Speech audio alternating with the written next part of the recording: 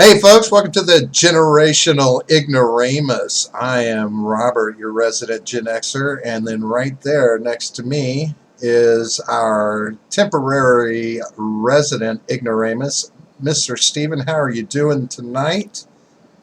Excellent. Swell excellent, if you will. Swexcellent. Swexcellent, yes. Swexcellent. That's a not a bad word. I like that. I wonder if we can get that into the 1913 dictionary. We should. Yeah, It's in there. I bet we can make it work. We can make that work. How have you been doing, Mr. Ignoramus? Good, man. Just had a long live stream today. It was a good show. Had some work, taught some students some music, and now I'm here. That sounds like an exciting day. We got a lot of folks in the chat. We got Jake from Freedom Scoop. Hey, look, Michael Vegas showed up. It's exciting. Who's Stephen Ignoramus showed up? He's in the chat. That's exciting. So Yes. I was speaking of. So tonight we don't have John. Might notice that we don't have our resident neckbeard in tow. But you're trying to pull off the neckbeard, right? Yeah, you got another one here instead. I got a neck beard for sure. Yeah. You got your appropriately wrinkled shirt. Mm-hmm. I think you should maybe dim the lights a little bit so it looks more like a basement, and I think you would be golden. That would be perfect for John. Maybe a couple of weird-looking swords in the background, out-of-date swords that don't mean anything anymore. Right beside it. I can iron my shirt right now if you wanted me to do it on the stream. That'd be good.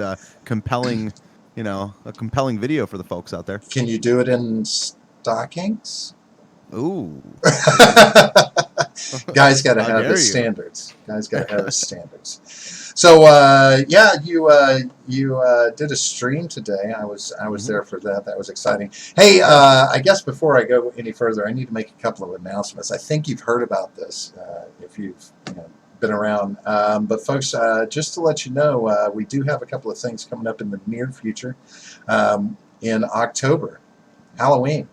John and I are planning on doing a nice long stream. I think we talked about 3 or 4 hours. We're going to do a nice little charity stream. I think we're going to try and target St. Jude's again. Do a charity stream, maybe pull in some folks. You never know who might show up. Stephen, I'm looking at you when I say that. But then we also, on December the 6th, now that's going to be the big one. We've got ourselves a 12-hour stream coming. We're going to see if we can't work in at least one good debate. Stephen, again, I'm looking at you. It's the pressure, right? The pressure. But we're going to be doing a 12-hour stream. It looks like we're going to be doing a 12-hour stream for Toys for Tots, which is awesome. We like Toys for Tots, and we like streaming for charity. So, there's nothing wrong with all that. And folks, if you haven't done it yet, hit the like button, hit the subscribe button, and now that all that BS is taken care of, Stephen, your show today, it was pretty good. But I have to say, in the immortal words of Dan Aykroyd, Stephen, you ignorant slut. What did I do? Oh no, I'm going to give you a hard time about being a card-carrying member of the NRA at some point. Oh yeah, one of those bastards. Did you know? You didn't know that till today? No, I kind of figured it. I think you might have mentioned it before. I don't advertise it that much. I'm a member of the NRA, GOA, and USCCA. I don't have an issue with the NRA so much outside of the money. Yeah, the money that they pump into Washington, that I have a problem with. But the NRA is I don't know. They're not the same force they used to be. But guns, man, guns are the talk of the town right now. Yeah. Again, right? How long did we go this time without guns being a big major conversation? We had a little lapse in it, didn't we? Some quiet time. A couple of weeks. Was it? Was that all it was? Yeah, something. But yeah, I mean, I joined the NRA when, every time I see someone, whether they're on my side or the other side, really bad mouthing an organization or a person a lot, I try to listen to their podcast and look into what they do to see if I should hate them as well. And when with this like huge boogeyman stuff going on, I just looked into NRA and it, seemed like a decent enough deal. You get legal representation, you get some free stuff enough. It's $75 for 5 years, and that's pretty cheap. And Yeah, they do pump a lot of money into Washington, but so do a lot of things, and a lot, and they're not even one of the biggest lobbyist firms in DC. They're not even in the top 10. Um, so I just, I guess I oppose it too, but lobbying isn't going away, and they do a decent enough job of representing gun rights, but I feel like they aren't strong enough. And that's a lot of the people in the NRA say that already, but I don't. I looked into it. I did some training classes with them, and I didn't see what the big deal was. They're not. I mean, we'll probably talk about this, but a lot of people think they're like terrorists, and they don't really commit. Their members don't really commit much violence or crime. So I thought Well, it. You know, and I see your point there. I mean, it's similar to what you talked about on the show today. I mean, right. you were pointing out an article that I believe, who was it, CNN.com. Wonderful CNN had about the NRA was attacking the San Francisco Board of Supervisors because they called them out as a domestic terrorist organization, right? Yeah, well, they Um, voted for it. Yeah, they voted to label them as one. Mostly symbolic, like I said in the show, but or like they said in the article, but still, I mean, it's just false right there. Whether you like them or not, it's just false. well, and I made this comment then, and I'll make it now. I mean, the idea is that that money that they pump into Washington to protect the Second Amendment. That's basically what their premise is. They're protecting the Second Amendment. They're helping do that. Yeah. I don't necessarily agree wholeheartedly because I do believe the NRA is more self-serving than people give them credit for. But when it's all said and done, if they're in there fighting to make sure that guns stay in people's hands, it's easy for people to see them as part of the root cause for these kind of domestic terrorist activities. Yeah. It's easy to make that argument, to make that assumption, and they're an easy scapegoat, especially with all the bad press they've had recently. Yeah. I mean, could Yeah, you? I guess, look, like it's easier for people to paint them as that, but like the truth isn't easy, and I can't, like we've talked about this with a few different subjects. Like I can only help as much as I can if people are more into perception than they are the truth, and and I'll say it right now, the NRA is totally self-serving. And so, but so are most organizations, and so are most politicians, and so are most businesses. But it's whether they're self-serving as well as upholding certain values that people feel are important. That's one of the reasons I don't mind Donald Trump, is because he's a politician, and he lies just like every other one, but he lies and goes for things that that I agree with, and I think would help the country, rather than just basically lying towards an agenda that I think is evil. So it's the same thing with the NRA, where it's like, and people are going to have their perception, but that if you look into the numbers of when has an NRA member ever committed a shooting or a crime or anything, it's like never. And so I just can't help, like, all due respect to people out there, but I can't help if someone's stupid. Well, real quick, just want to give a shout out. Midget B has shown up with his big wrench in hand, and there's Jersey Linda. I remember Jersey Linda from the chat today in your stream. Good to see you, Jersey Linda. Thanks for showing up. Yeah, so, Jake just said. All jokes aside, up here, people seriously fear people who aren't members of the NRA. Yeah, it's man. There's a couple worlds out there, So people fear people who are members of the NRA. I mean, I'm the only one that I know in DC. I'm sure there is a few, but Well, let me ask you this, Stephen. I'm going to ask you, and this is a point of contention I have with the NRA in the recent past. And just a quick shout out to Nephilim Ninja. Thanks for showing up. Saw him out there today, giving you props on your stream. But recently, over the last couple of years, since the 2016 extravaganza, Russia came in. Russia's been very big in our sights, right? It's constant talk about Russia. Well, the NRA, there's a lot of ties between the NRA and Russia. Really? As far as, do you remember the what was the name? Butina, the Maria Butina. Maria Yeah, Butina. She was yeah, tied with the NRA and trying to bring I the didn't know NRA that. into Russia. Interesting. So the NRA is receiving money from Russia. Mm-hmm. And some people, there was a point in time where they were saying that they thought Russia had funneled money through the NRA to make donations to Trump's campaign, etc. But this is the National Rifle Association. This is an American organization. How do you feel about them having ties with Russia, being involved with Russia in the first place in any regard, especially taking money? It's definitely weird. It's definitely strange. I don't see Russia as a big boogeyman as everyone else does. So I have problem. I guess it's weird if they take money and have interaction with any foreign government, but I don't see Russia as that big of a deal. But I haven't looked into what you're talking about. But my first question is, how far back? I mean, the Maria Butina thing only goes back a couple years. Right. But do they have ties going back with Russia going back, say, more than a decade or anything like that, or is this all? I can't say for certain how far back ties between NRA and Russia go. And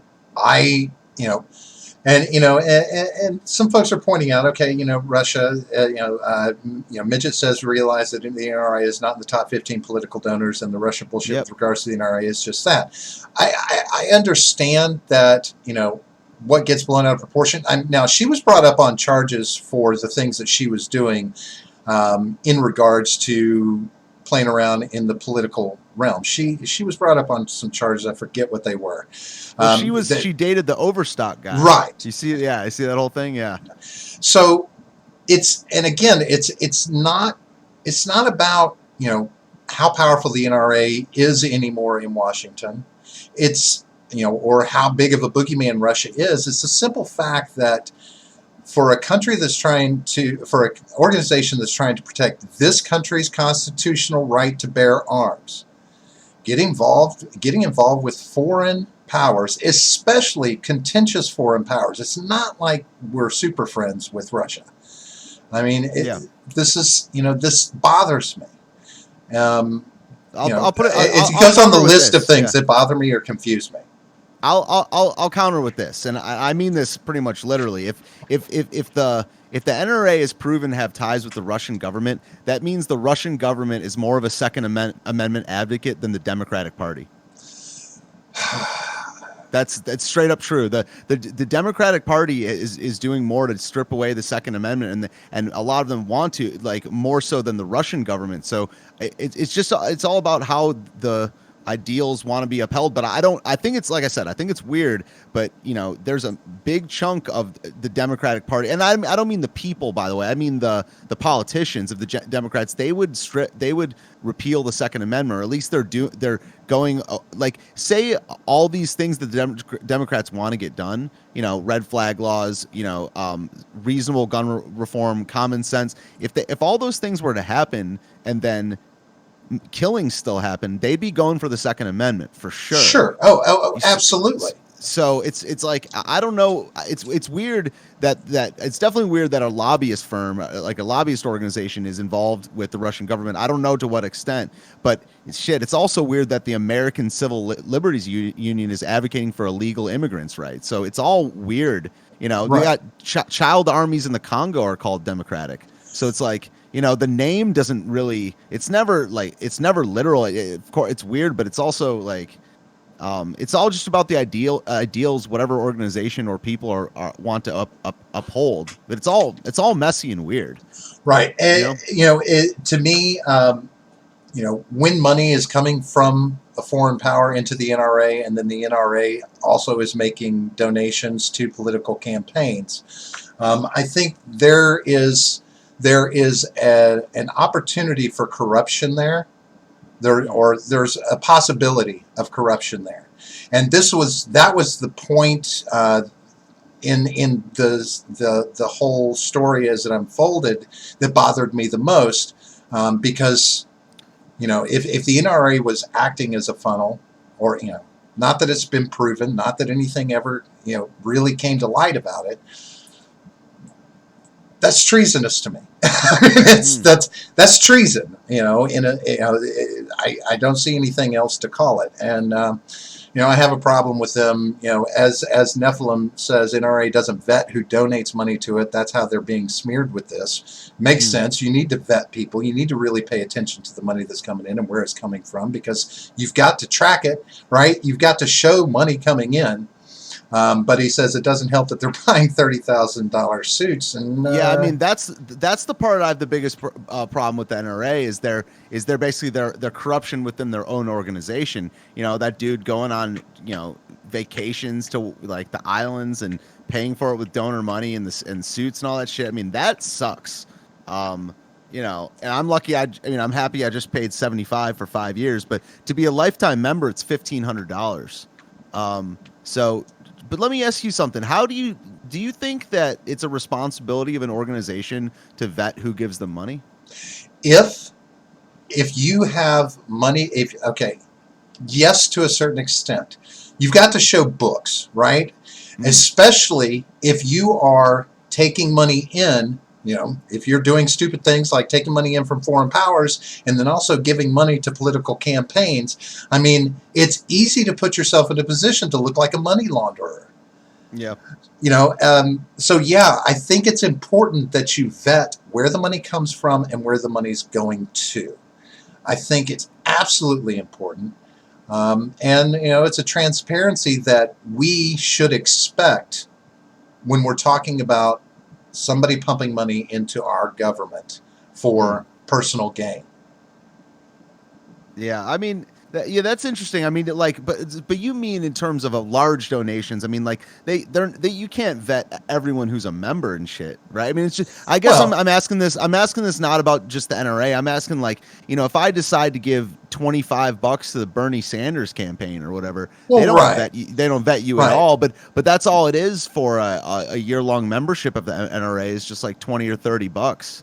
So it's just it's how could they do that and why would they? I mean, it also shows how much these organizations need money. Well, just take it, Right, but there's a difference in talking about membership and donations. So when an organization is giving tens of thousands of dollars, then we got to start talking about whether or not there needs to be transparency on where that money's coming from.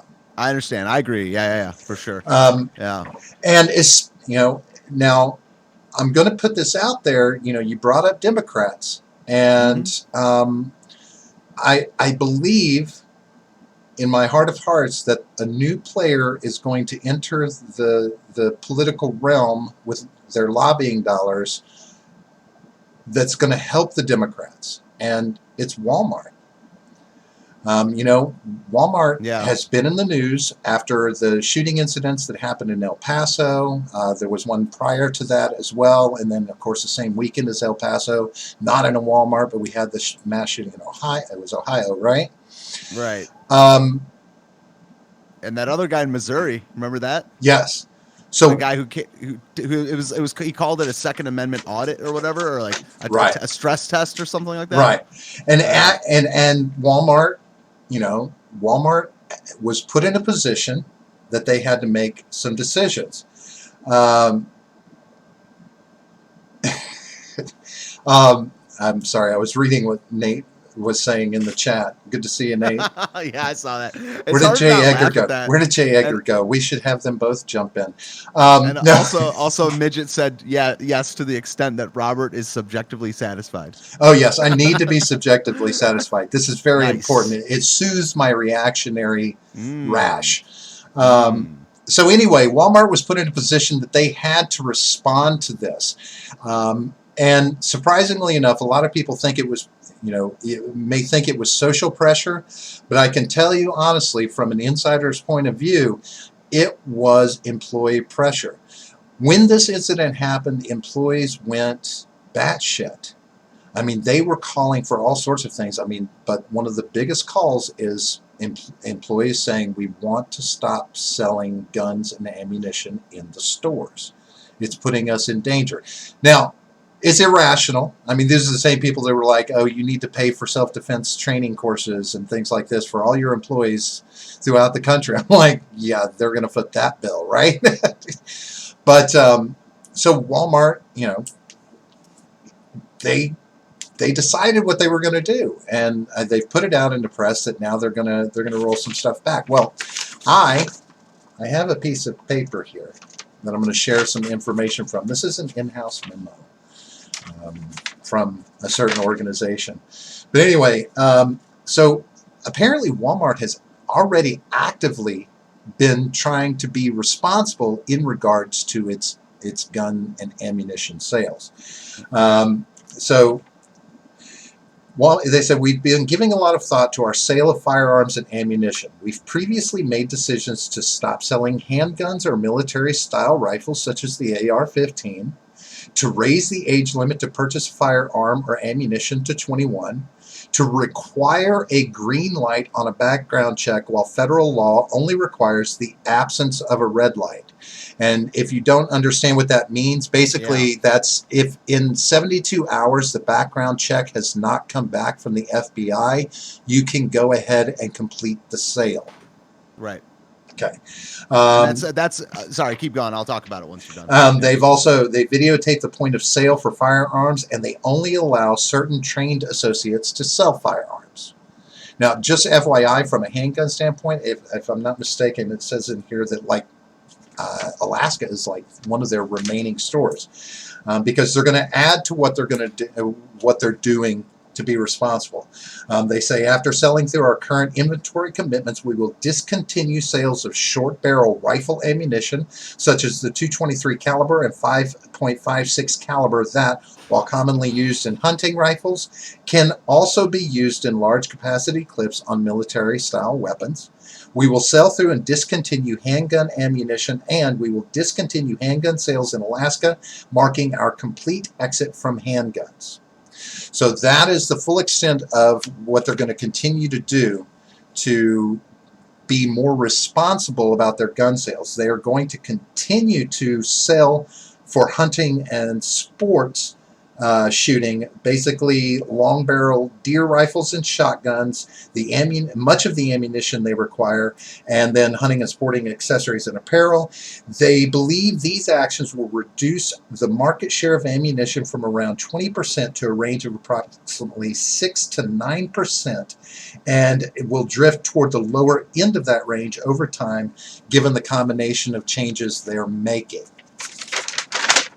Because of course Walmart's responsible for all the gun violence that goes on.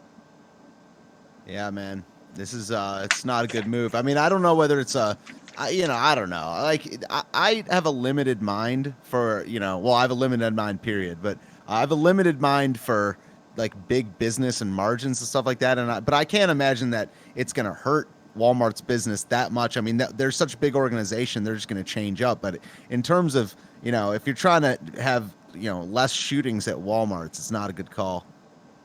Well, it's definitely a knee-jerk reaction, and I don't know if you saw this in the news, but Walgreens has gotten on board because another policy change that Walmart is going to be instituting is that so apparently, they're responding to like you were talking about the guy that did the Second Amendment audit. Right? Yeah. They've had people going into the stores with weapons on them, et cetera, et cetera. Yeah. So they believe that the opportunity for someone to misinterpret a situation, even in open carry states, could lead to tragic results. Dude, what? That's and their so new dumb. these type of incidents is are concerning to them.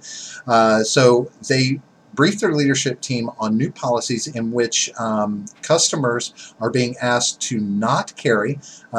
We respectfully request that customers no longer openly carry firearms into our stores or Sam Clubs in states where open carry is permitted unless they are authorized by law enforcement.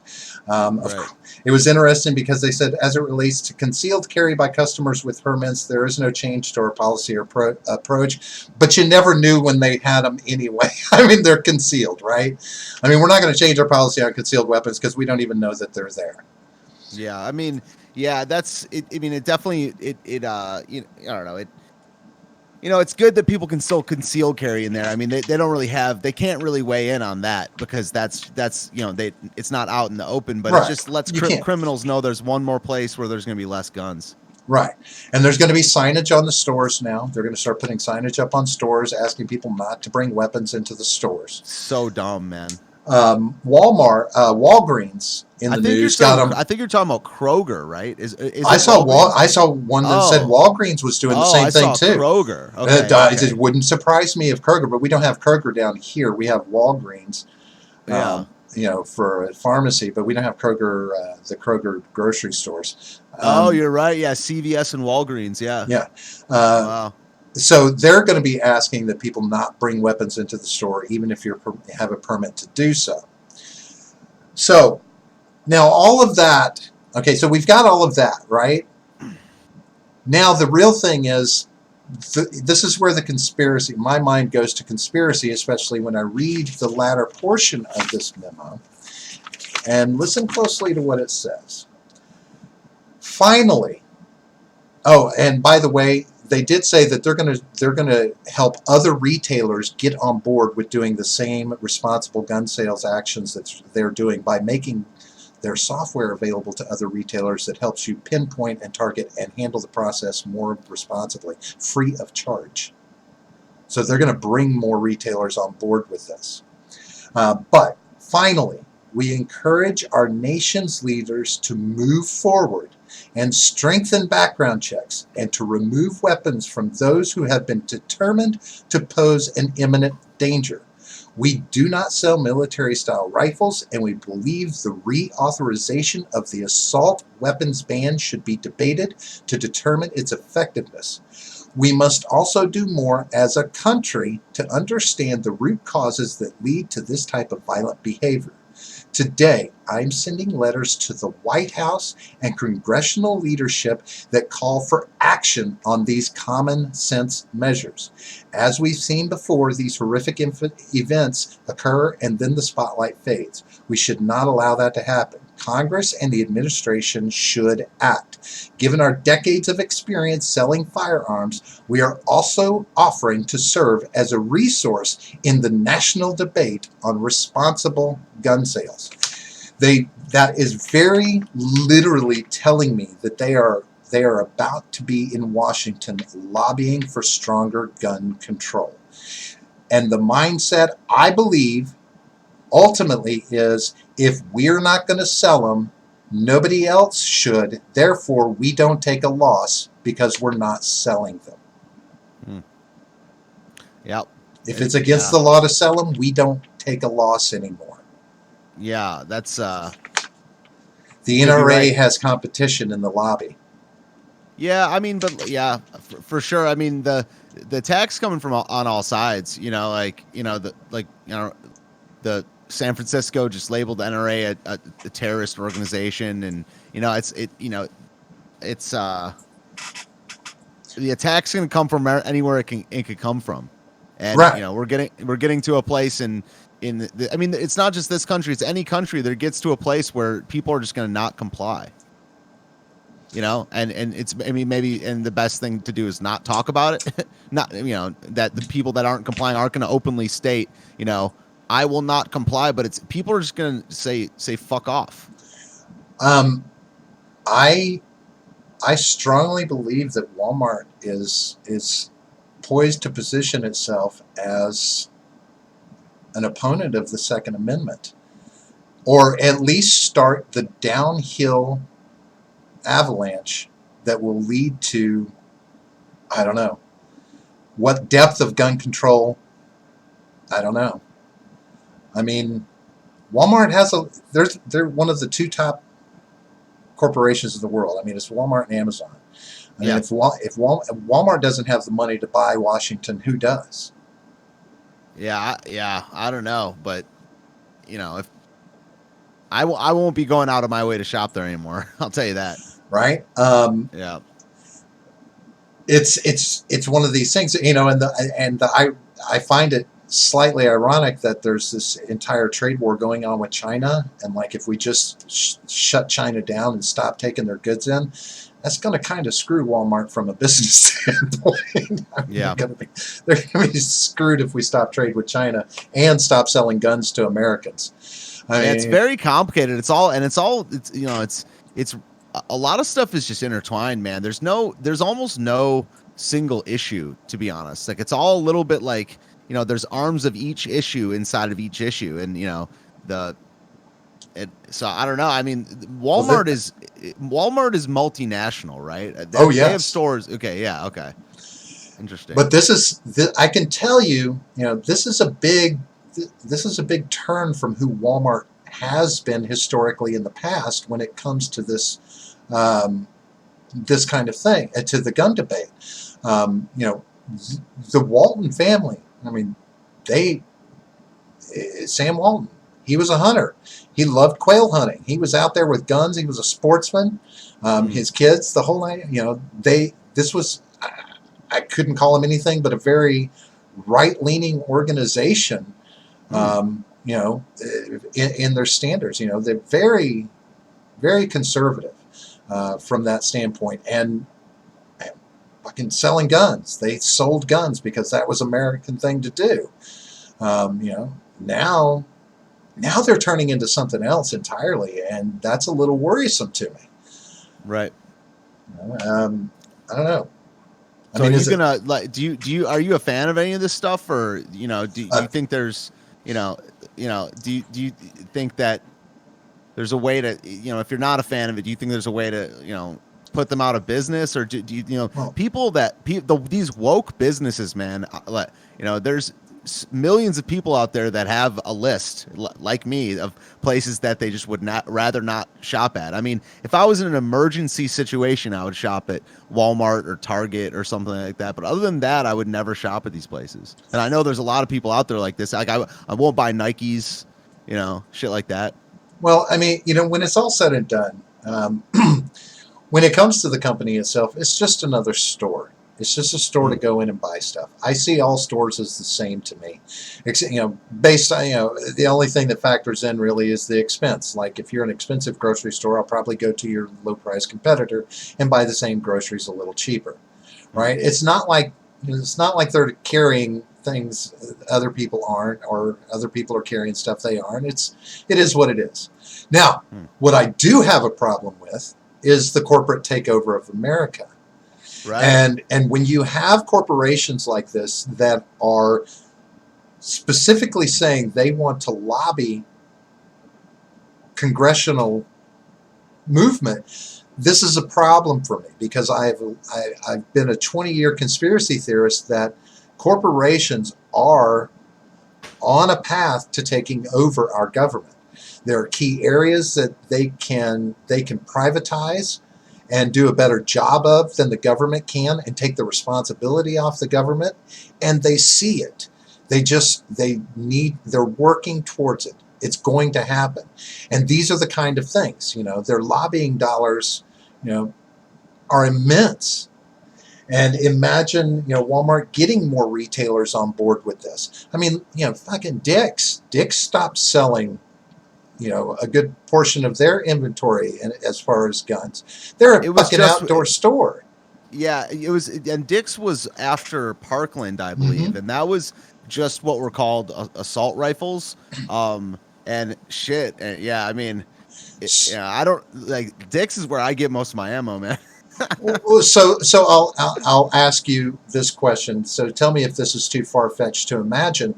When we watch social media, for instance, affect change in this country, and we've seen it happen on occasion where social media has driven something to the point where people acted upon it, right? Yeah. Well, when these shootings are happening, we're seeing retailers, we're seeing corporations have knee-jerk reactions to this, to appease the American public, right? Before they have a chance to go ape shit about it. Do you think retailers are going to become a large enough force in doing these things that they do sway legislation in our government by their actions? If the people let them, yeah. If the Well, what do you people let mean, them, and people?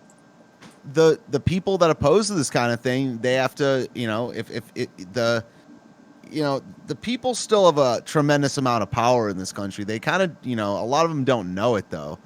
So like, that's what I mean. We're kind of, to simplify things, we are kind of talking about left and right now, but that's one of the things that the right wing doesn't do as much is get out in the streets, organize new organizations to fight these things essentially.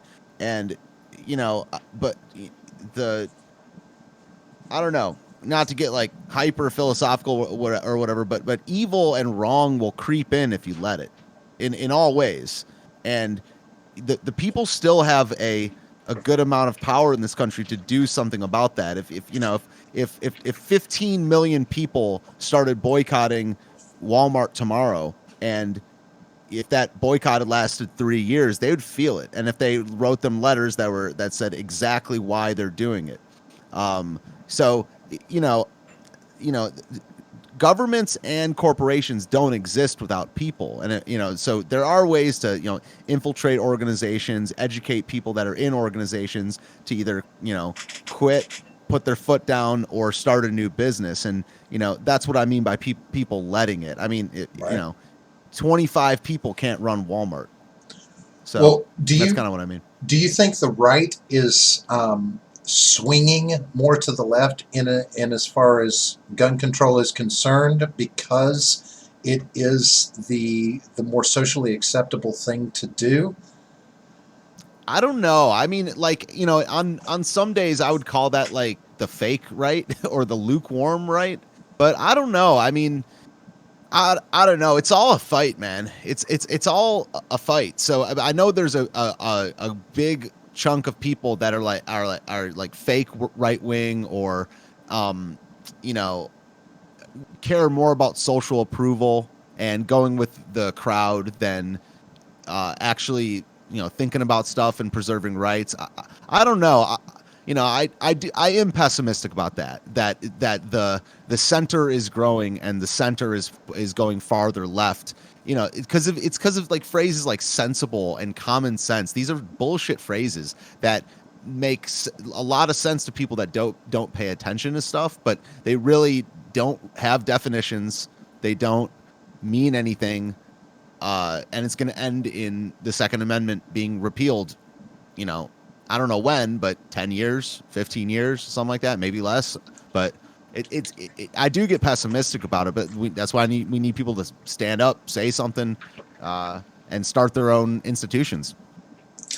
Well, I know that there's one of the things that's on your mind about this is this concept of future crimes, right? So, get a little Minority Report about it. Um, when we're talking about gun legislation and making it harder for people to get guns in their hands that might be capable of committing a crime, Hmm. you have a problem with this, right? Yeah, I mean, I had the inklings of this before I interviewed. So I interviewed Michael Autry 4 weeks ago, and I've watched his video series, "The Best Pro Gun Argument Ever," and I asked him straight up, and he agreed. And since then I just feel that essentially any gun control measure is an infringement on the Second Amendment. And unless you've committed a violent crime already, a violent felony already, then I would support someone not being able to own firearms. But every single other one, especially when you get into what a person has never done before, the thoughts on their mind, what some person with a piece of paper can call crazy, or report you to some organization, all of that is just bad news. Red flag laws, universal background checks, limiting private sales, all that is really bad news as far as I'm concerned, because it's all it's all subjective. or more subjective than I'm comfortable with. Right. So, do you think that that there's any standard we could set in regard to that? I mean, do we have to set a standard in regard to that? Yeah, I mean, I think that, I mean, as far as preventing violence, it really, I believe the solution is never going to come at a government level. Maybe like local or something like that, but like the local measures are going to come from arming people, and like I believe that all the solutions to all this stuff are going to come from a cultural, a communal, and a familial level. So that means arming good people, having good families, uh, people having meaning in their life. Uh, you know, maybe arming everyone, everyone that is a good enough person, and like of fighting age and willing to, they should carry a gun. And culture takes forever to turn around. But the solutions to the violence happening in the future happen, like that's what I believe my solutions are, and whatever government stuff is going to come at the expense of rights and the risk of tyranny. But as far as future crime stuff, I don't think any of it's good. I mean, if you were to really weigh the cost and benefit, I don't think any of it's good. Well, I could probably agree with that because I could see that like this idea would filter down. Like it would be so widespread that even if you checked into a rehab facility to get over an alcohol addiction, you would qualify on the list of people that too dangerous to be allowed weapons, right? I mean, that's just how crazy they would get with it. Yeah, I mean it's all, and especially, and one of the things that makes me think that this is beyond saving is that how compromised academia is, and it's all always like, oh, but a professional ruled. Like a professional of what? Like a professional bullshitter, a professional leftist, I know all of academia is not those things, but a lot of it is, especially the social sciences. So if you have someone that's just like, oh, a therapist said, yo, there are 24-year-old therapists that are completely biased politically. So I just don't get, I don't mess with this whole, an expert said, like an expert of what, I don't know. It's just, to me, it's like at this point, there's nothing that is good to me about a red flag law or, who's checking my background. There's corrupt people. Look, the people that are like, you can't trust the FBI are saying the FBI should take your guns. It's ridiculous, Yeah.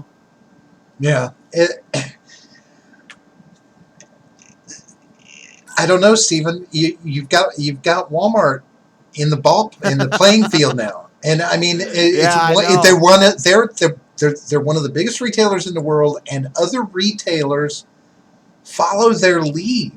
I mean, this has gone on for decades. I mean, Walmart makes a move, and other people get on board. It's one of those things. It's going to happen.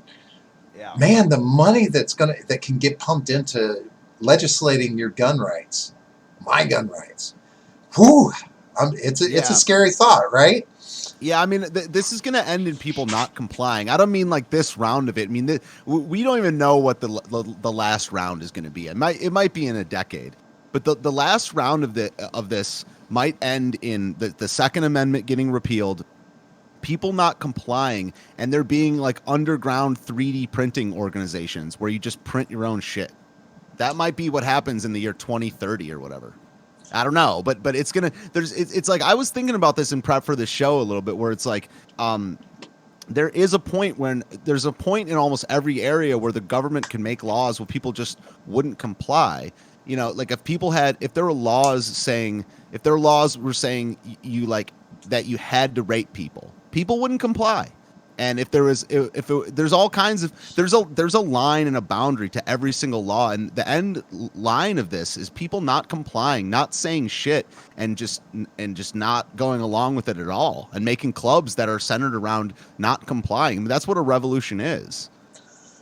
Well, that's it's interesting that you say that. I mean, I noticed a comment that Nate Bear put out there, right? Who? These kids and their names they need. He said they're trying to disarm the population because there's a high chance of a violent revolution in the upcoming generation. Um, yeah, that's possible. But we're a country of the people, for the people, by the people, blah blah blah. So let me ask you a question, Stephen. I mean, there's a lot of people out there in the population that want stronger gun control. Yeah. Now, it's not a small number of people.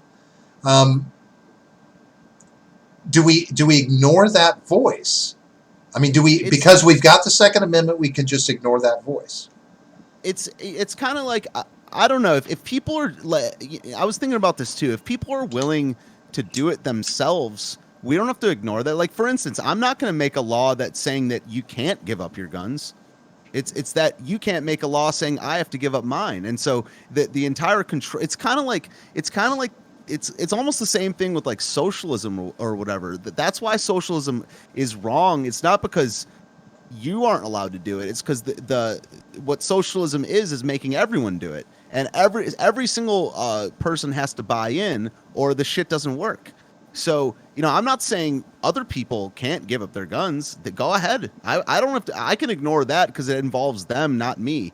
But when it comes to a one-owned, I don't know. Like, you can't ignore it because it's coming down from top-down power. But other than that, on the individual level, a lot of the chat is going by right now saying that, like Walmart has the right to do this. They're a private company. Absolutely. And I have the right to not shop there, and I have the right to start my own business. But when you do things that, that's why a vast part of government is evil, because it de facto means that everyone has to do it. Everyone has to buy in. So I'm just saying, people that want gun control, they should control their guns. Okay. But we are currently in a society, an American society, that has become more and more dependent on the government, right? And for better or for worse, that is what's happening. There's a lot of that, and we've moved forward in that. Yeah. To a lot of those people, that includes their security, their safety. And by not stopping people from getting guns in their hands, you put their lives at risk from a governmental standpoint. So, I mean, and this voice is getting louder. How do you ask the government to ignore those voices and stand on the Second Amendment? Well, I mean, you need a lot. I don't know what it is. I think it's 70% of the states to pass a new amendment or to repeal one. Right. So, you need a lot more voices than this. Sure. And I can agree with that. But that's at the end of the day, it's you have limited options. I mean, not only do I not advocate violence, I think it actually doesn't solve anything when you do it. So even if I'm like, if you're trying to persuade people, there's limited ways, and violence is one of them, and it's kind of like the worst way. So I don't advocate anyone to do that, including myself. But there's persuade people. There's run for local office. There's change it from the inside, change it from the outside, essentially. And the people losing their gun rights will happen if the people don't fight back against it. So it's all very like messy, interconnected, and hard to solve. But it starts at the smallest level possible: family, culture, local government, fighting with your words and trying to persuade people that this is not the right call. But that voice may grow louder and louder. But I mean, to me, the best hill to die on as far as persuading is to try to persuade people that this actually does not make them safer. It does not make them, like, taking the law-abiding citizens' guns does not make them any safer. That's why the people putting out these studies and shit have to twist the numbers. They have to twist the words. They have to ignore stuff. They have to ignore handgun violence and talk about assault rifles. They have to call things by the wrong name. They have to do a lot of things to hide from the truth. But the truth is that the less law-abiding citizens and protector types that have guns, the more danger everyone's in. Yeah, but you'll never convince the far left of that. You'll never be able to convince them of that. So, I mean, yeah, I mean, they've got a voice. This feeds into that vocal minority. And this, a lot of the chat is saying similar things. Yeah, ignore these people. You know, but the government can't ignore it, right? They You can't do that. That's their job to listen to what fight. the people say, right?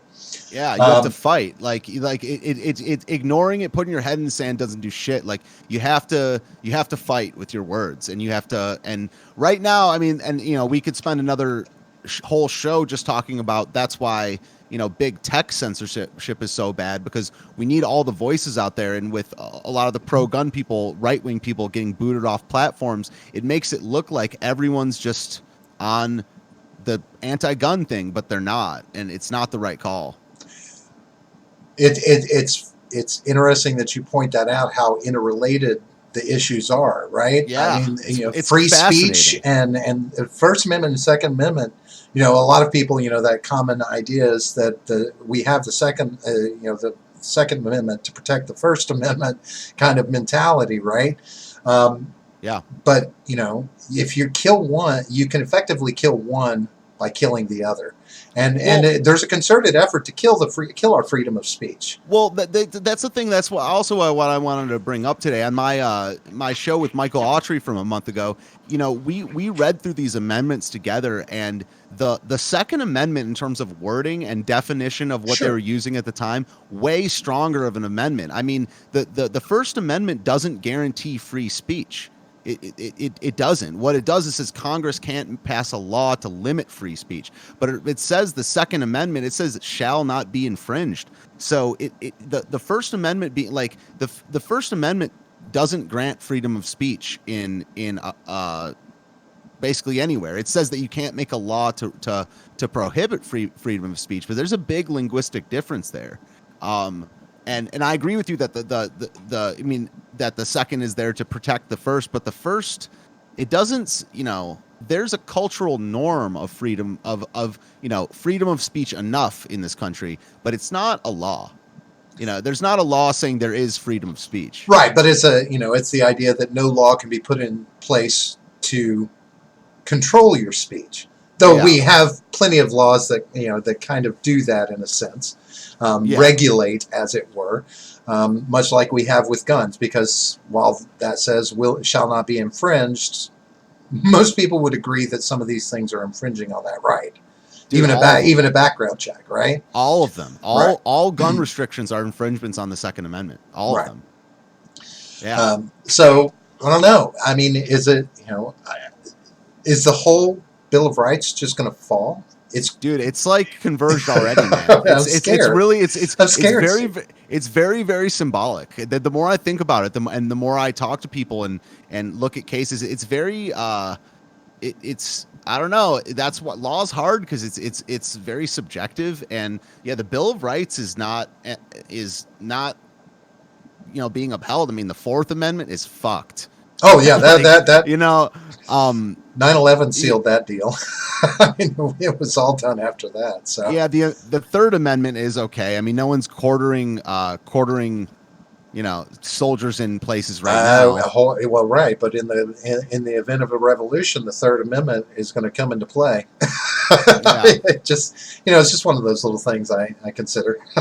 Yeah. So I mean Michael Vega in the chat says the Fourth is cucked so hard. Right. But the Fourth and the Second are being shat on, and I don't know what the deal is with I don't know what the deal is with the First in terms of what laws have been put in place. I mean, like an example of this would be something like a hate speech law or anti-Semitism legislation. Well, that would be an infringement on the First Amendment. You could look at every little thing. So, for instance, I believe it is against the law to threaten someone, right? That's a terroristic threat, but that's a law that infringes on your freedom of speech.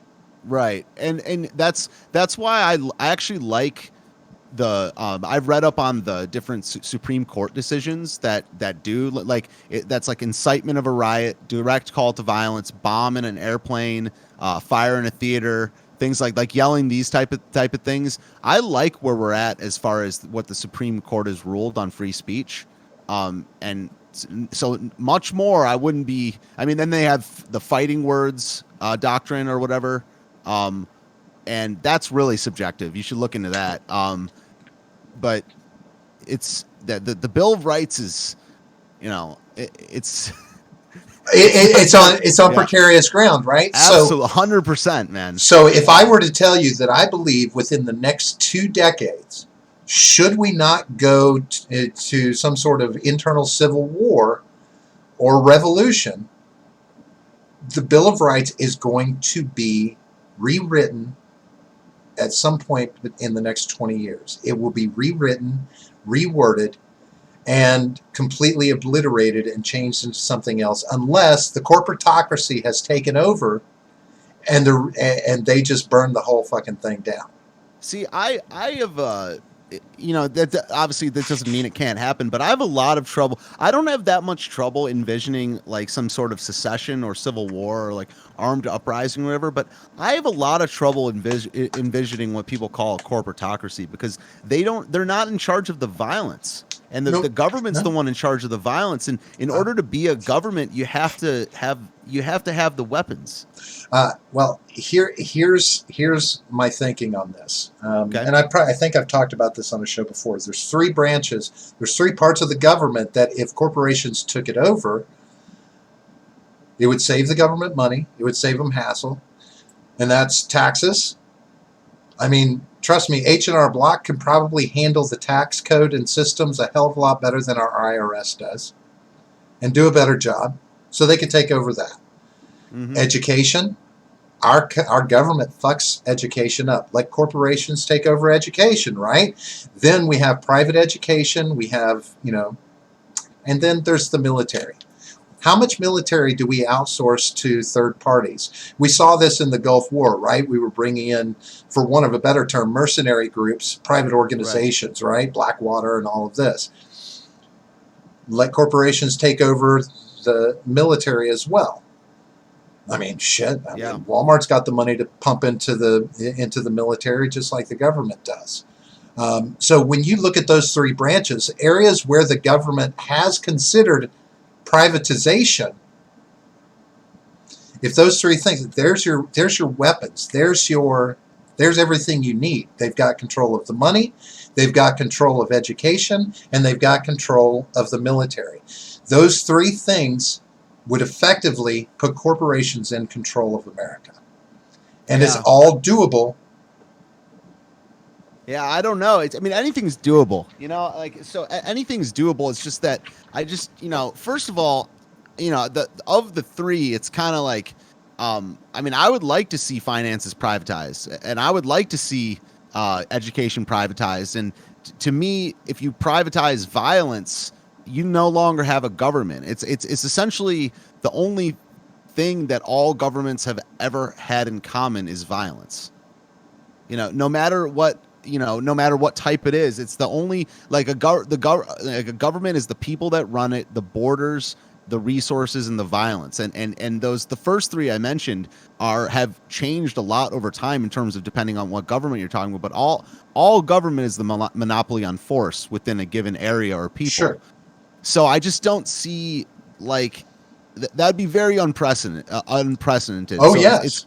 It's like what other time in history has the day that a government gets the violence gets privatized is the day you don't have a government anymore. So I just don't. It's very hard to imagine that. Well, imagine big tech. Imagine what they're capable of. Right? I mean, look at education. If you said that you'd love to see education privatized. Great. I can wrap my head around that to a certain extent. But I mean privatized as in, in my perfect world, it'd be everyone's homeschooled by good parents rather than privatized by a corporation. So there's 2 ends of the privatized thing too, but that's that aside. Right. Well, I envision corporate education and corporately funded education evolving into an indentured servitude situation. That's a fucking nightmare. Yeah, it's a Right, fucking right. nightmare. Yeah. Here's Apple School, grade 1 through 12. Your kid can go here free of charge Fuck that. for 15 years. After they get out, they work for Apple. Fuck Walmart, that. Walmart University. Go here for 4 years. When you get out, you owe Walmart 8 years of your life in service and work. You'll get paid. You're an employee, but you're required to do that if you want the education. And big tech will be advanced enough, they'll just wipe your education chip in your brain so that you don't have the education anymore if you don't fulfill your part of it. Yeah. Have you got your education chip implanted yet? Yeah, I mean, it'll be there soon. Yeah, a lot of this stuff, a lot of it does come down to, there is an element of people will let whatever messed up evil stuff, whatever happens, it's because people let it happen. Right. And, then you get into, like the laziness and apathy of a society and, the propaganda aspect, where if people buy into the same lie over and over, you can like sneak it by them wherever. But if enough people just don't comply, I would call that fighting but it's scary, but people have to not go along with that kind of stuff in every way that they can. Well, but if you look, so let's take the last 4 years, ever since the 2016 campaign booted up and everything, we've seen some really outrageous things happen. Coming from the top. Once Trump got elected, we've seen he does some amazing things on Twitter. I love it. And look at where these things that we are just making our peace with now, right? Yeah. Like, okay, well, we'll talk about it for 5 minutes in the news, but tomorrow we'll forget about it and we'll move on, for the next crazy thing to happen, and it just keeps ramping up, and what we make our peace with. So yeah, this is how it's going to be as corporations get a stronger hold in our government. I mean, look at the holds that they have already.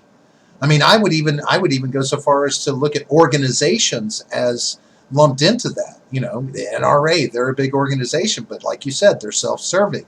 They spend money on themselves. They make a lot of money buying $30,000 suits. They fall into the corporate realm when we're talking about this. Right. I don't know, Stephen. It doesn't seem that far-fetched to me that we're moving that way, and that people will just accept the next thing that happens. We're talking about legislating things with the First Amendment. They're questioning. Okay, do we need to put something in place so that people aren't saying bad things about Trump? That article was out, that talk was out 2 or 3 weeks ago about wanting to, impose some measures that would stop people from talking shit. Oh, you mean like the journalist thing? Yeah. Like it was, the headline was like Trump allies go after journalists and things like that. Are we talking about the same thing? Well, he was wanting measures taken to stop anti-conservative bias in media, and wanting to put, he had mentioned he was finding some way to put some legislation in place to address these, and of course the thing was, it was like, okay, you're talking anti-conservative bias because that only affects you. You're not saying, oh, we need no anti-liberal bias either. And it was talked about for 5 minutes and nothing happened. Now, what's going on behind the scenes? Is somebody trying to move towards this? Is the administration working on it?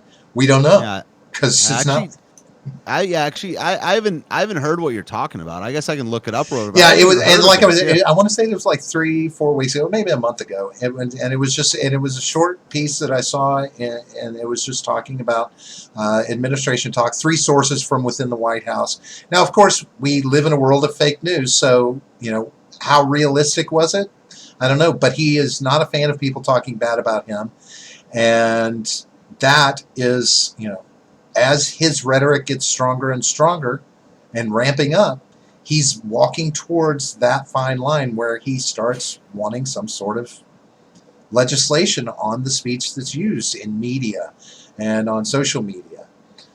Hmm. When you legislate it in any way, you open the door. What Midget B just said in the chat said what really happened is that 4chan threatened to expose New York Times tweets, and Midget said he posted about it in Discord or whatever at the time.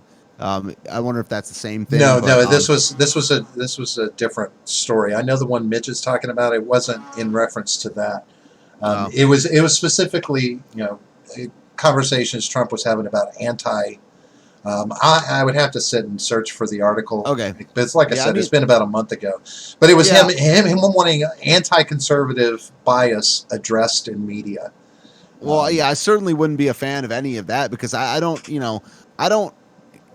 Anytime you put, I don't know, a group being anti a group into legislation, I essentially don't support that legislation because those definitions can change. Oh yeah, And absolutely. I don't even support anti-Semitism speech legislation. It's not because that I, hate the Jews or whatever. It's because that you can call these terms whatever you want, and then you can weaponize them. Right. And so I mean, like I said, we're basically talking about stuff that we like policy, articles that we don't have in front of us right now. But Right. like I said, and the First Amendment is Congress cannot pass a law abridging freedom of speech or freedom of the press. So I don't care what side it is. None of that is good if that's true. Right. And abridging, and that's the key right there. Yeah. So yeah, I mean, back to the corporatocracy or whatever. I mean, I don't know. I mean, there's elements of this with what's going to happen is going to happen, but the idea of a corporatocracy taking over America. If you look at what these corporations are, they're all multinational. So closer to corporations taking over America, I see that as the more likely thing happening is becoming just full on globalism. Because Facebook, these big tech firms they're not American corporations. I mean, they file in America, but a lot of them are moving to Israel. And like I see globalism as a bigger threat than because like watch what if the U.S. dollar fails and there's all this debt and the government breaks up, but there's still a Walmart. The Walmart's not going to take over America. Walmart's going to join the next government. And that next government, I think, is going to be globalism. Well, if essentially our dollar collapses, that's basically our country going bankrupt. Right. I would think that's the perfect opportunity for a multinational corporate conglomerate to step in and bail us out. That's going to be the precursor, is going to be when corporations have to bail out our government in some way, shape, or form. And we're on a path to that. We're on a path to be needing to be bailed out. But remember, so when you talk about somebody like Walmart, while they may be multinational, their strongest roots and their strongest hold is here in America. So it makes sense that this is where they would start. Yeah, I could see trying to be, work on a globalization thing, but they're not that big in the rest of the world like they are here in America. I mean, they're there. It's not like we're talking about Amazon. There's the player I'm most curious about. I want to see the evolution of Amazon over the next 10 years because therein lies the head of your corporatocracy. Very, very much so. Right. Yeah, I mean, we'll see. I mean, I just don't know. I don't have a crystal ball, so I don't know exactly what's going on. So it seems to me that the corporatocracy is not one of the big fish at this point. It really doesn't to me. I think that, the debt is, and if that ushers in a corporatocracy or a globalist society, that's one thing. But there's other fish that are right in front of our face that are, a big problem compared to the corporations taking over. That's one of the reasons. Well, I think I would argue that it may play hand in hand. So when you look at something like the gun rights issue, when we're talking about gun legislation, and corporation like Walmart is stepping into the playing field on the opposing side and wants stronger legislation, right, that's hand in hand with the corporatocracy making another move towards control of the government. I mean, you can't call it anything else when, I mean, it's fucking Walmart. They're not a small player. They're not little. And when they start impacting legislation, that bothers me as much as the NRA impacting legislation. You know, Yeah, these, it's just it might bother me more because at least the NRA is a acknowledged lobbyist organization. It's kind of their job to influence legislation. It's not it's Walmart's job is to make money. well, You know, well, understand, Walmart has had lobbyists in Washington for many, many, many years, right? and focused on, they've had interactions about guns, but mainly it was always about, their being able to sell guns, right? That's why I say this turn that they're taking, where they're becoming anti-gun. It's weird. It's bad. I mean, but they've always had some money going into Washington, primarily through campaigns, but to get, to help improve or, diminish legislation that was going through. Nothing major. It all centered around money and retail, right? Now it's Yeah. different. Now they're wanting to fuck with the Constitution. Yeah. Yeah, that's a big deal. And it goes hand in hand with the corporatocracy mindset, because all they need is, just little footholds into the government. I don't know. Call me, I know it sounds like I'm a big conspiracy theorist, but it all goes together and it's all starting to paint a bigger picture in my mind, especially over these last few years as I've been watching our Constitution erode. I mean, the Fourth Amendment was the keystone. Once that was taken away, then all bets are off. Yeah. We'll see. I mean, I just it seems weird to I mean, first of all, what I was just thinking about is I think I need to do a show or two where I look up stuff on lobbying because I don't exactly know how it all works. I just know that people bitch about it a lot. Well, And well, to give you an idea, so and ironically enough, if you haven't watched House of Cards, yeah, I have. I've seen it. okay, so you remember the African American guy that was working for the big corporation, and he was in there trying to get the Underwoods to pass vote on legislation here. Remy, that was his name. Yeah. He was a lobbyist. And it's this kind of thing. Okay, well, we'll help you with this thing that you want to do if you can, kind of sway your opinion in this way on this other thing. You want some money for your conservation efforts in this, that, and the other? Great. Or you want some money for a military base in your state? Great. What we need is you to be softer on your approach to this legislation that's coming through. That's lobbying dollars at work. Yeah. And the money would go towards people's salaries and go towards research. Right. You're not tanks. buying a vote. You're just helping them out with a donation towards some other project they've got going on, some other thing they need. You're not buying the vote. You're just swaying an opinion with a lot of fucking money. Some people might call it a bribe, but it's just lobbying. Yeah, kind of is a bribe. Yeah, I mean, I don't know.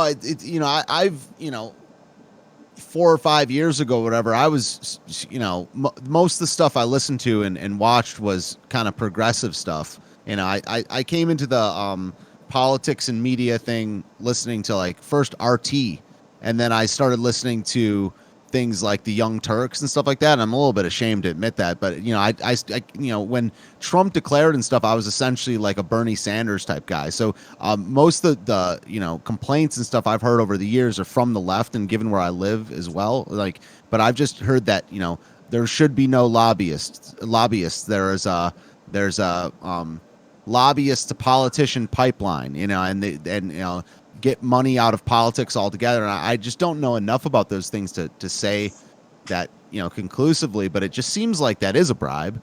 But how does anything get done other than just the clean way then, which is now dirty? The clean way being voting people in and having them, it's all just gotten so too big, man.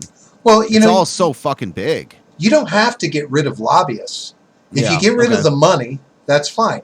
Okay, so yeah, a corporation can't send someone with a bag of money and say, "Oh, we're going to donate to a campaign or we're going to pump money into this." No, take the money out of it. Let them come as a voice of reason and plead your case and see if that sways the opinion, because that's how it's supposed to happen. It's supposed to be a discussion. It's supposed to be convince them that this is what needs to be done or what you want to have done, and let everybody send lobby. But let Joe Blow go in and lobby as well. That's the key to lobbyists is your money buys you your face time. It's if you don't have money, you don't get to be a lobbyist. You can't just go in as Stephen Ignoramus and talk to a congressman about how he's going to vote on this bill. You can't do it. Yeah, I mean, it just makes it seem like it's set up to fail with all the debt because, like it's all you have to do is, you keep printing money and have money be the persuader rather than persuasion. And all we do is print money, and there's quantitative easing 6 at this point or whatever, and it just we kind of we took the easy way out, but the easy way fucks you in the long run, and the easy way is just that money is an easier token than persuasion and truth, and it seems like we've been operating under that principle for many decades now. Well, and this is, I can agree with people like AOC. She made a very impassioned, had a very impassioned statement about this in Congress a while back, where she was talking about campaign reform, and these are common sense things about taking the money out of Washington, and even these campaigns, that the money that flies through these campaigns.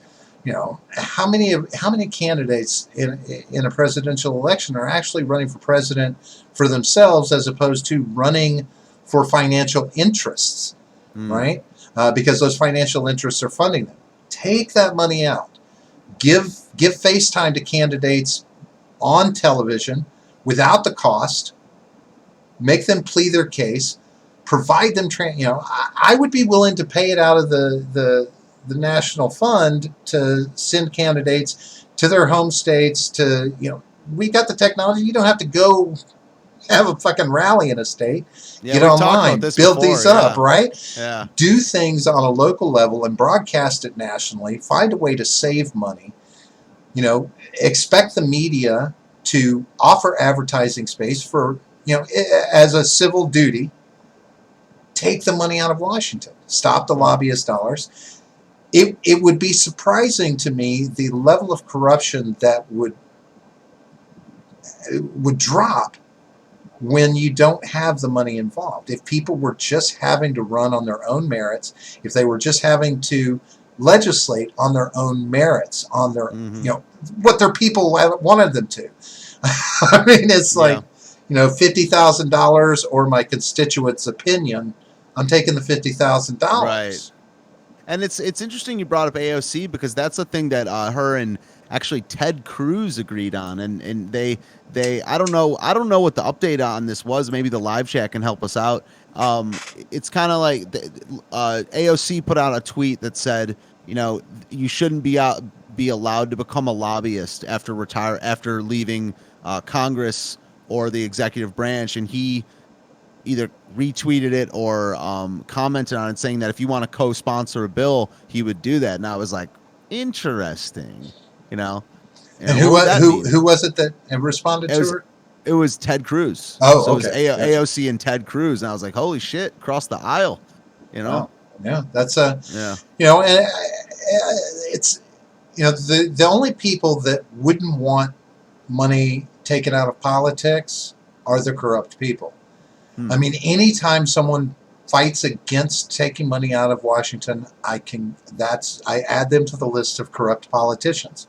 It's a very long list, and the other list is bare.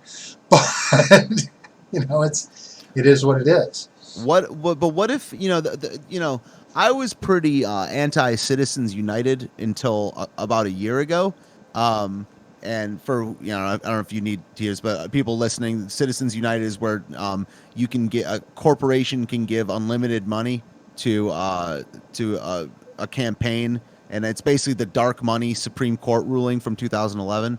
Um, and I get the argument where people want to repeal Citizens United. And honestly, if you had a gun to my head right now, I would repeal it as well. But also, I started a business a couple years ago, and now I got rid of the business. But, it's easier than you think to start a corporation.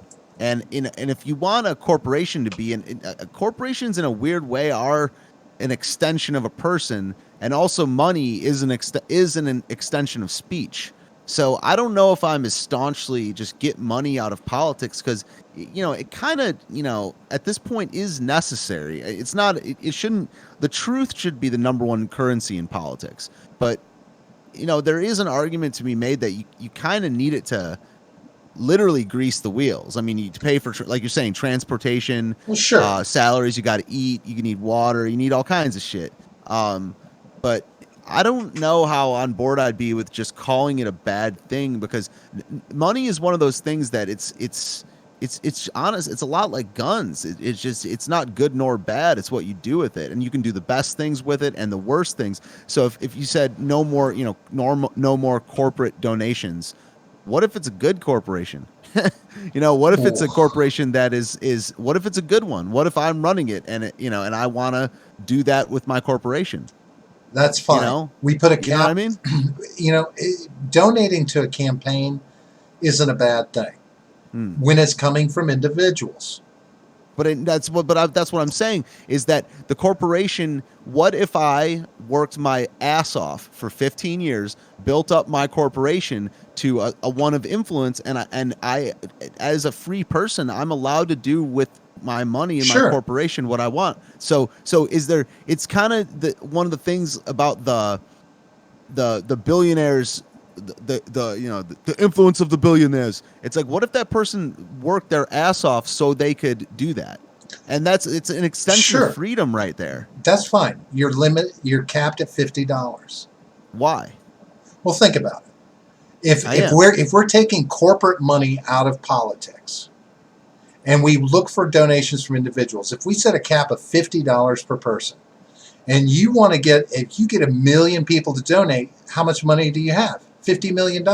If you can't fund your campaign off $50 million, so get your ass out there and drum up 50 million supporters that want to donate $50. Okay. But don't give me a corporation that says, here's $5 million and we don't want anything in return. I'm just saying, my what I'm looking for is an argument as to why that's not an extension of my own freedom. Because you saying you're a good company is subjective. I know, but regardless, saying something is subjective is not an argument as to why it's not an extension. If you want to donate money as an individual, that's fine, but there will be a limit on the donations that candidates can receive for campaign donations. By doing that, you eliminate. I would take it out of the corporation and just. No, you take it out of your damn salary. You get paid by your corporation, right? No, your corporation won't donate money to the campaign. Stephen will, but the corporation won't. It's interesting. Because I refuse to believe that corporate donations to campaigns are 100% legit. Many of those donations are to buy favor should that person be elected. Now, I might be cynical, but I believe it to be true. But what I'm wondering is okay. It's like, let's go super hypothetical. Let's say my end goal is to repeal all gun control legislation. Okay. So we're operating within control and variables and stuff like that. So I want to repeal all gun control legislation. There's $5 million available. one comes from a corporation, my corporation, one comes from me.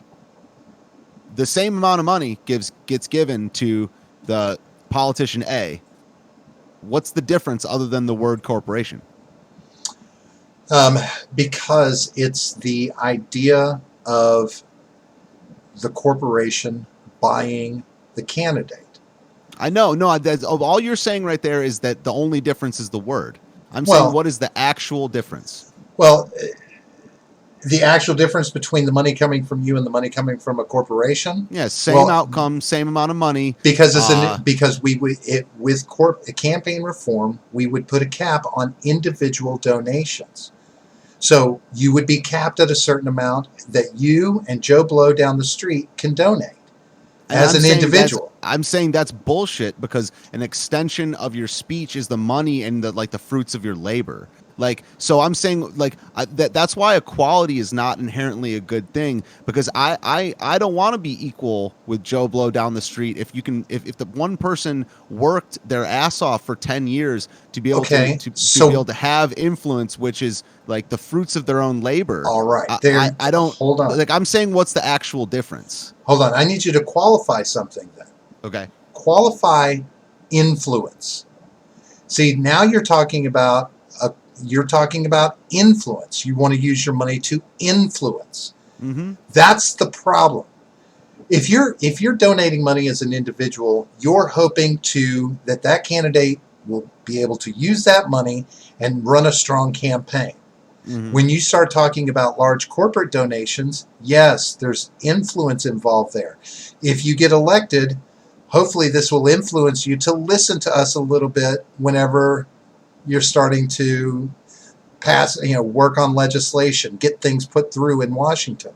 That influence is the problem.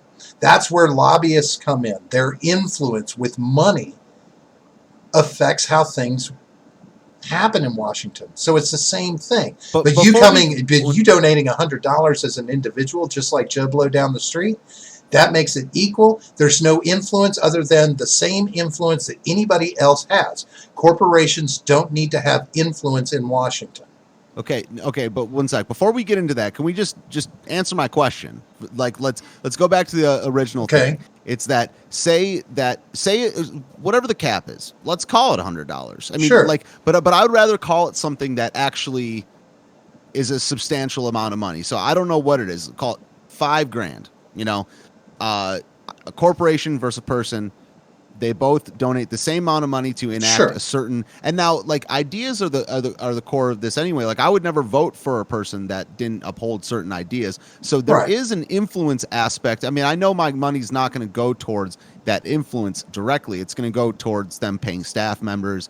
It's going to go towards them, buying food, jet fuel, whatever. But at the end of the day, what a person wants who's politically sound is influence that the policy will either pass or not, or repeal, or what. At the end of the day, the end goal is influence. Sure. And so that money's worthless without that. So I'm just saying, other than the word corporation versus the word individual, sure, what is the actual difference? And the difference can't be a reason. The answer can't be because we don't want. That's like a circular argument of, I'm saying, what is the actual meaningful difference between the two at that point? I would argue there isn't one. Because if you put that donation forward as a corporation, then you can use that corporation's influence on other voters. Such and such corporation has donated to this campaign. You mean our lawyer, claiming it as a corporation as opposed to an individual, right? There's in my opinion, it's different if Jeff Bezos donates $1,000 to a campaign versus Amazon donating $1,000 I buy that. to a campaign. So you mean on the other end, the politician could say essentially, Amazon's in our corner. They could say that either publicly or behind closed doors. Right. But I guess, but also then at that point, there are some individuals. Jeff Bezos has more influence than John Deere. or from Ace Hardware. So there's some individuals that are more powerful than some corporations, and so it's why I'm kind of arguing that it all kind of is an extension on an extension of the individual and of speech. And I haven't, I think Midget B wants to come on my show and talk about this with me. So I would love to hear good arguments about this, but I don't see it as a I do get it on the back end, but I don't get it on the front end of the output of the money side of it. I get it on the, you don't want, you don't want an aristocracy or an oligarchy of, Trump. Trump is like, it's like Walmart. They've got all their bullets. Like, you don't want him bringing stuff like that up in a speech and influencing it the other way. But let me read this real fast. Midget says one concrete example would be that a corporation separates itself legally from its individual members in many ways, such as liability. I understand that. Okay, that's a good argument. Yeah, it's like it's a bigger entity. I don't know. Yeah, I don't know. I mean, think about it this way. I mean, if you donate money out of your pocket in the name of your corporation, you are essentially saying you're not an individual anymore. You are your corporation. Right. And from a liability standpoint, exactly like Midget said, you have to separate that. You can't be tied to your business in that way. Right? You can't, Jeff Bezos doesn't run around saying, I am Amazon. I'm Amazon. I'm Amazon. He goes by Jeff Bezos. Right? And think about it this way, too. If you said, hey, Amazon is behind this candidate, millions upon millions of people look up and go, Amazon? But you say Jeff Bezos is on board with this candidate, fewer people perk their head up and go, oh, really? Because people recognize Amazon. There's a large contingency of people that have no fucking idea who runs that company. Just like, I always think back to Jay Leno. He used to do this skit on The Tonight Show, jaywalking, where he would go out on the street and he would hold pictures up and ask people, who is this person? He'd hold up pictures of the current vice president. Who is it? I had no idea. I mean, people don't even know who their vice president is, can't recognize the president. Things like this, don't recognize their leaders in Washington. They don't know who, many of them don't even know who Jeff Bezos is. So there's a difference in what you present to the people and how you influence. Yeah. Yes. Yeah. And that's a good point. And that's why, if you remove every bit of the corporate influence in Washington, I mean, it would be hard. You got to start with the money, but that removing corporate influence lets people feel more comfortable that the government is listening to them, not the corporations. Because big tech is about to really show you what kind of impact big corporations can have on Washington. I mean, this free speech thing is really going to be impacted by big tech in many ways. Yeah, I just. That's the corporation side of it is definitely, I get those arguments. I also don't, the money being an extension of freedom is something that's going to be hard to move me on. But not as far as a corporation, but as far as, I'm not a fan of equality, man. I'm not a fan of things that don't exist. I'm not a fan of things that you have to suspend your you have to suspend your sense of reality to try to attain. So I don't want. What are you referencing? Equality doesn't exist, man. But it can. No. Oh, sure. It could be very simple. No. I've told you this before, and you can't. It doesn't exist. Really? It doesn't exist. Not on a personal level or a legislative level, from a government level. Well, I mean, as far as you can have, freedom from interference from, like, if there's a person sitting in front of us, they can be equal. Like, if there's two people sitting in front of us, they can be equal from us as far as we can't influence them. But in terms of objective equality existing, it doesn't exist. Like now, if it like two oranges aren't equal, two people aren't equal in every way. It really at the end of the day doesn't exist. Even if this is a Thomas Sowell quote, even if true equality existed, the next second it would no longer exist. in terms of finances, in terms of the cells in your body multiplying, in terms of your feelings about another person. Like, equality objectively does not exist. Now, it doesn't mean that there's certain things that you should have, like equal protection under the law. Like, these things are achievable, but in terms of like financial, for instance, like, we can get into the larger philosophical equality thing later, but let's just talk about money. It financial equality does not exist, and what you would basically have to do is like lop heads off people's shoulders to achieve equality, and that's not a good Well, um, a well, good way to achieve something. It's not inherently good in the first place. It doesn't exist, and that would mean people's labor doesn't mean anything. If everyone's equal financially, that means people have no reason to get up in the morning. They have no reason to work. They have no reason to strive for an extra dollar when the other person is sitting up at home with their dick in their hand. It just, to like, in terms of financial equality, it doesn't exist, and it's not to be striven for. well, and I can understand what you're saying from that aspect. It's impossible for us to have any kind of equality on a personal level because we are, by nature, individual, right? Right? Yeah. Every one of us is individual. We have our own strengths and weaknesses, some common, some uncommon, whatever. But the idea that, you know, we can strive to remove the impetus to use that inequality against another person. Oh no, you can't work for me because you're poor.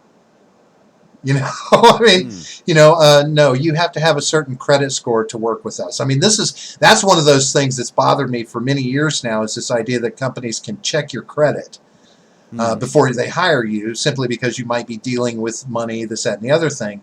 But they'll make a hiring decision based on your credit history. And it's like, I personally believe in complete freedom of association in that. So I think that they should be able to. They should be able to not hire you for those reasons. They should be able to not hire you and not work with you for any reason. Okay. So any reason whatsoever, and they shouldn't have to disclose it. So then that, like, for instance, so you would have, if we had that kind of mindset in this country, though, you would have large sectors of people that were unemployed. I mean, they should start their own business. I mean, because that's easy. No, it is. I started my own business. Yes, it's not because you did it means it's easy for everyone. No. It's literally easy. I can show you how to do it in an afternoon. It's objectively easy. Like, learning jazz piano is hard. Right. Well, that's what I'm talking about. To just open a business without a skill set. No, I mean, well, no. What you're talking about right now is sustaining one.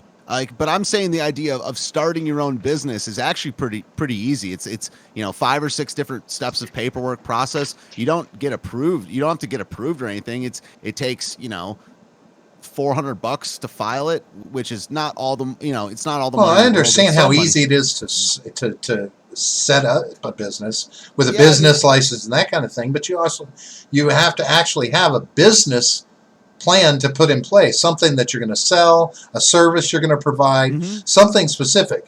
Now, I mean, and when you think about, okay, well, companies should have freedom of association, hire and fire on whatever basis they want. Okay, well, what if that means that, the larger majority of people over the age of 55 are no longer being hired for work because they're too old? Yeah, I mean, that's a good point. I mean, but I just think that it would incentivize people to go out and get some skills and make something of themselves, rather than saying that, like, essentially, fuck you, pay me for, and you can't argue, and it's like, you have to pay me, you need to hire me, and and too bad for you, Mr. Business. It would incentivize people to either get smart, get some skills, collectivize, do something. And the old thing, incentivize or force. What's the difference? Well, incentivize means, hey, this makes me want to go do something myself, as opposed to, I don't have any fucking choice but to try and figure something out to do for myself. most of the time when people say they don't have a choice, they haven't thought of everything. No, what I'm saying is if I can't get hired anywhere because of my age or because What do I'm you mean by gay, anywhere? But those people okay, haven't tried everywhere. because if they have freedom of if you know, like I was talking about with older individuals, people don't want to hire after a certain age range, but they Yeah. do because there's laws in place to make it equal opportunity for employees. That doesn't mean that people do it, because I can promise you, you know, when you reach a certain age, people look at you less when there's a younger crowd of people that can bring this a similar skill set to the table. They have Right. you know, they're looking at long-term employees there. Yeah. So, or gay Yeah. people. I mean, they just showed, you know, they just wrote something. There was an article out. It was just decided, two different cases that the Civil Rights Act does not protect homosexuals in regards to anything. Right? Yeah. So you don't have to hire people if they're gay. So you can now say, are you gay or straight? And if they say gay, oh, well, I can't, I'm not going to hire you. I don't have to I mean, hire you. I really just think that any restriction on hiring and firing is at the end of the day anti-freedom. And I'm not a fan of that part of the Civil Rights Act as it is. I don't think you should have to hire someone because they're white or black or any other thing. I don't think you should have to do that. I think at the end of the day, you know, with there's two sides of the conversation right here. There's there's the philosophical hypothetical and where we are in history.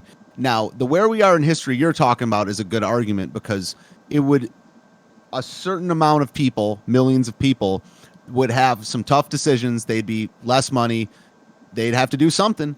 But at the end of the day, the overall trend would go towards self-sustenance, self-starter, entrepreneurship, people, making it work for themselves rather than, no one makes shit out of themselves without skills, without some sort of skills. And so if you have laws in place that are essentially saying you have to hire me, that's anti-freedom and it's anti-quality as well. Okay. Well, yeah, go ahead. I'll ask you this then.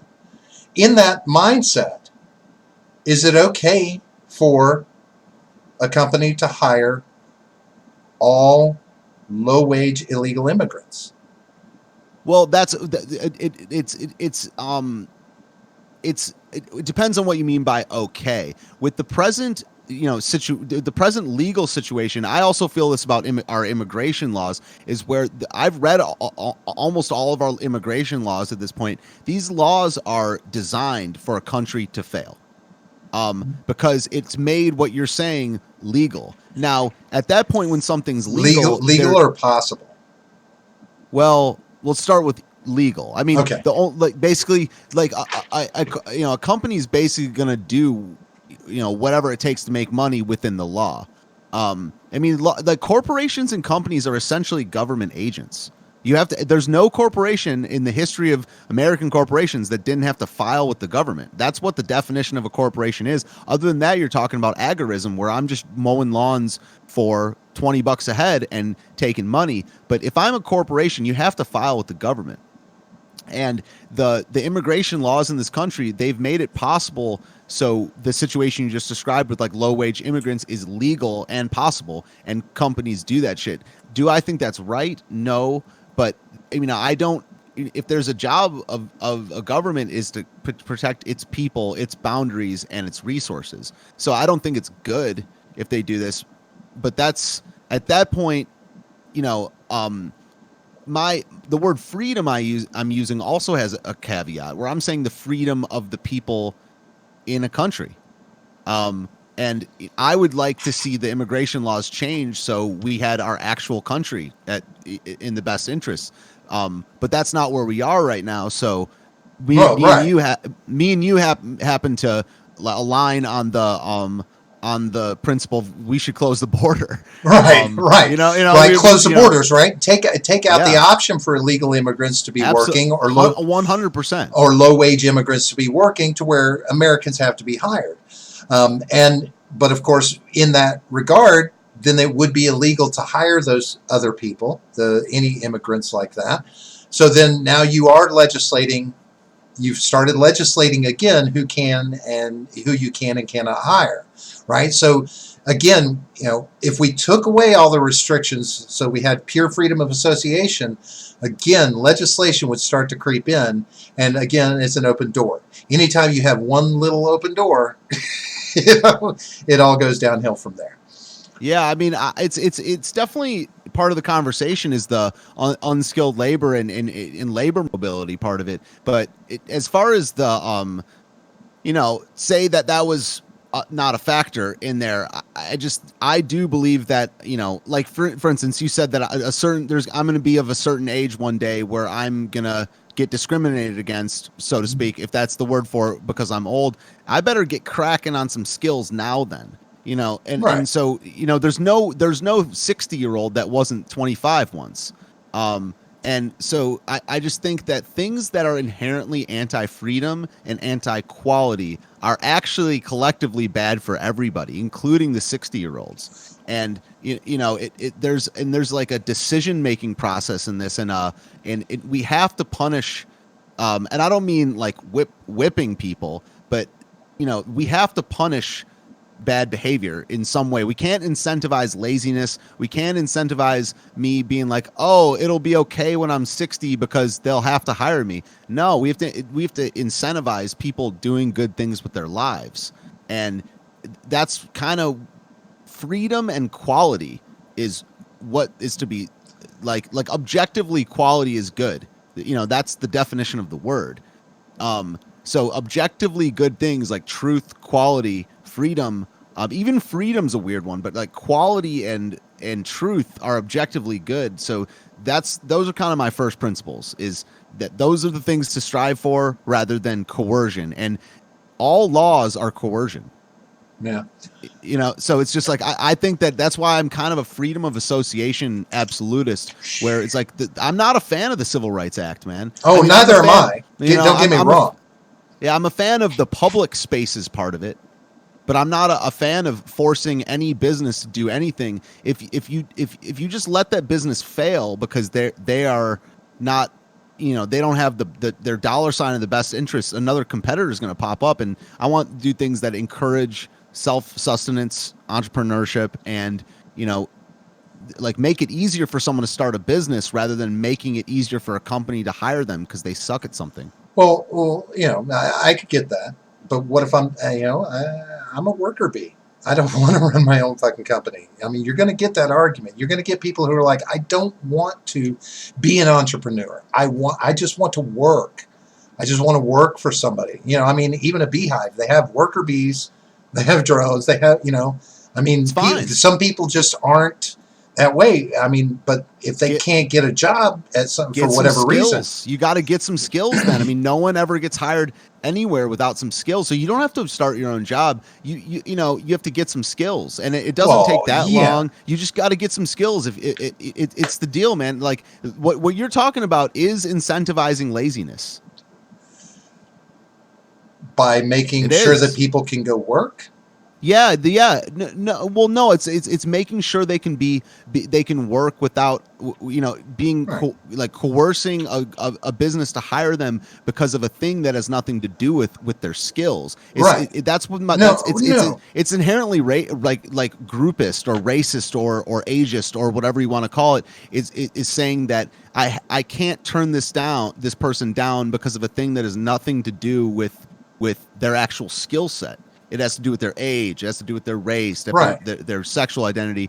And these things, unless you're talking about things that, a young person could literally do better, like a model. Let me give you a personal example.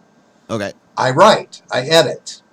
Yeah. And this is a skill set I have. I've developed it over many years. Mm-hmm.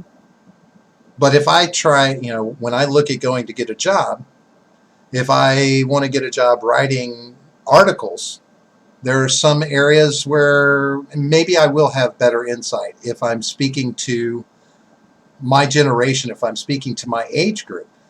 But if it's a younger magazine, or if it's a younger online entity that I'm trying to get a job writing for, well, a younger audience is going to be more in tune with what they're saying. So I'm not going to be looked at because of my age. It may be that, a younger person fresh out of college are more malleable. I mean, remember this from a hiring standpoint. You would rather teach a young, fresh person how to do things than you would somebody who's been around for 20 years and thinks they already know how to do everything. From a management standpoint, those people are hell on wheels to deal with versus hiring somebody who's green and wants to learn and learns to do everything the way you tell them to and doesn't argue back, oh, well, I used to do it this way and this and that. These kind of things factor in. People don't want to hire older people a lot of times. I mean, I'm 50 years old. I've seen it in action. I'll argue the other side of it too. I also don't necessarily, I have to think more about my opinion on this, but I also don't necessarily see it as like a situation where you should be required to disclose your age. Well, that's another part of it. Unless it's a company or something where age is like a key factor, like your body breaks down quicker, like the MBA or like whatever. Sure. But so not know your age until they meet you face to face. Some or like that, or you fill out the paperwork after getting the job. Yes, something where it's the closest thing to a quality and truth and reality driven society that it could be, and so that's kind of it's why I'm able to kind of improvise and talk about an argument quickly, is because I just operate from first principles, and anything that's anti-truth and anti-quality is something and anti-freedom is something I'm gonna have a problem with. But so there's another side of the argument, is that you just aren't required to put down your age. Well, it's when you talk about it like that, though, I mean, think about it. There's two things that you cannot hide when you're trying to get hired. You can't hide your age if you meet someone face to face, and you can't hide your race. You could hide the fact that you're gay. You could hide the fact that you're a Muslim. Dude, you can hide lots of face right now. Right? You can hide face right now. Are you? Yeah. But I mean, there's certain aspects that you could hide and not have that impact whether you get hired or not. But there are some things you cannot avoid having an impact on the hiring decision. Now, I'm not saying that, I'm not necessarily saying that, yes, you've got to hire the old people. What I'm saying is I don't necessarily have a problem with giving everyone an equal opportunity. If they have a skill set, if they have something to bring to the table, weigh them equally with everyone you're looking to hire. I don't have a problem with, because, it does suck. See what I mean? Think about it. I mean, think about if you were trying to get a job and you kept not getting the job because you were white. I would start my own job after the second one. I would start my own business after the second one, and if it was I don't see that as a bad thing. Like, I don't see me being discriminated against as a bad thing. It's actually a good thing, because I actually have to light a fire under my ass then. And people that won't be stopped. Like, that's and making more people that have that mentality, I view as a good thing. Like, there's a lot of people out there that will just say, that's why I liked Kanye West's message when he was going to the White House. I liked it so much because he was like, do you think a thing like racism could keep me down? And it's like, that's the mentality that we need to drive quality in a certain area. And this area is called the nation. And, and so, there's racism, but Kanye West is Kanye West. And he became extremely successful despite racism. So that mentality, the victim versus victor mentality, is we want to make more of that. And there's laws that coerce businesses to do things, that are anti-quality. They're all a little bit of a problem. All a little bit. They're not totally bad, but it's all, anything that bucks quality is not that good. Yeah. It's just a daunting thing to prospect to look at. I did what you did. I work freelance now. That's the avenue I decided to go. Is I'll just market myself out as freelance and do contract work, because I ran into just closed door after closed door trying to get a Right. job after the age of 50. It was surprising. I didn't think it was going, it would be an issue because I do have a skill set, right? I've got a strong skill set. But I saw like, the same thing, and I did what you did. I was like, fuck it, I'll just do it myself. Yeah, especially for something like writing, I feel like you should not have to disclose your age. I mean, I guess I can kind of. Yeah, but if you're going to work in-house somewhere, you don't have a that's choice. a good point. That's a good point. But yeah, and these days less and less writing jobs are done in house at all. But yeah, it's messy. I mean, that's why the thing is that like on the margins and on the fringes is where the messy stuff always happens, and that's where the debate happens. But the center of it, where it's just freedom, quality, responsibility, truth. Well, and that's why I say, the first step to balancing the playing field and moving towards this freedom of association that you talk about, the responsible thing is to get rid of the Civil Rights Act, to get rid of affirmative action, get rid of those things. So we start there. And then we start building towards a positive freedom of association because we're diminishing the impact of racism in this country. We're no longer keeping it alive from a government level, right? Because it does. It absolutely keeps racism, religious inequality, sexism, all of these things. It keeps alive in this country more than people imagine. It really does. Yeah, I mean, affirmative action is one of the worst things. It's one of the absolute worst things, and it doesn't matter what group it is. It doesn't matter. Anytime you like, that's kind of what I'm saying about equality. I mean, like, I'd be down with equality if it was bringing everyone up, but that's not. Most of the times, it's just equality is bringing everyone down, and it's like they have this stuff in the military with women being allowed in the military, where they're changing the standards of the actual testing so women will pass, and that's really bad. It doesn't matter the field; it's just people get offended when you're talking about hot button issues and stuff like that. But think about that in terms of just your standard schoolyard shit, where it's like, instead of people getting better at basketball, you lower the hoop to 8 feet. Everyone knows that makes the game worse. And when that game happens to be protecting life, it's just like, why are we calling this a good thing? It's horrifying. Hey, shout out to Roundtable Discussion. He said hello to us. That's Wyatt hanging out there, and I see R-rated. Who's R-rated conservative? I like an R-rated You guys have RRC on the show. He was on my on Call Me Ignorant last week, but RRC is a good guy. He has his own podcast on Monday and Wednesday nights. Nice. Yeah, he's a good dude. So he's competition on Monday nights? I don't like him. It's actually after you guys get done. It's from 10 till midnight. Yeah, okay. It's right when you guys get done. Yeah. I will disavow some of the dislike then. Yeah, it's been a good chat tonight. I've been monitoring it. You guys are that's just been flying. I wanted to keep. I'm like, I can't keep up with it. It's flying too fast. My old eyes can't read and talk at the same time. Yeah. Yeah, me at the fist note. I don't know. I will tell you this, Stephen. I truly believe that if we, again, we change some of the wording that's in our core documentation for this country. It's about humans and citizens. Humans have inalienable rights. Citizens are protected by the Bill of Rights. Citizens. Let's just fuck, all men are this and that, and could put where we can misconstrue what they meant by all this and all.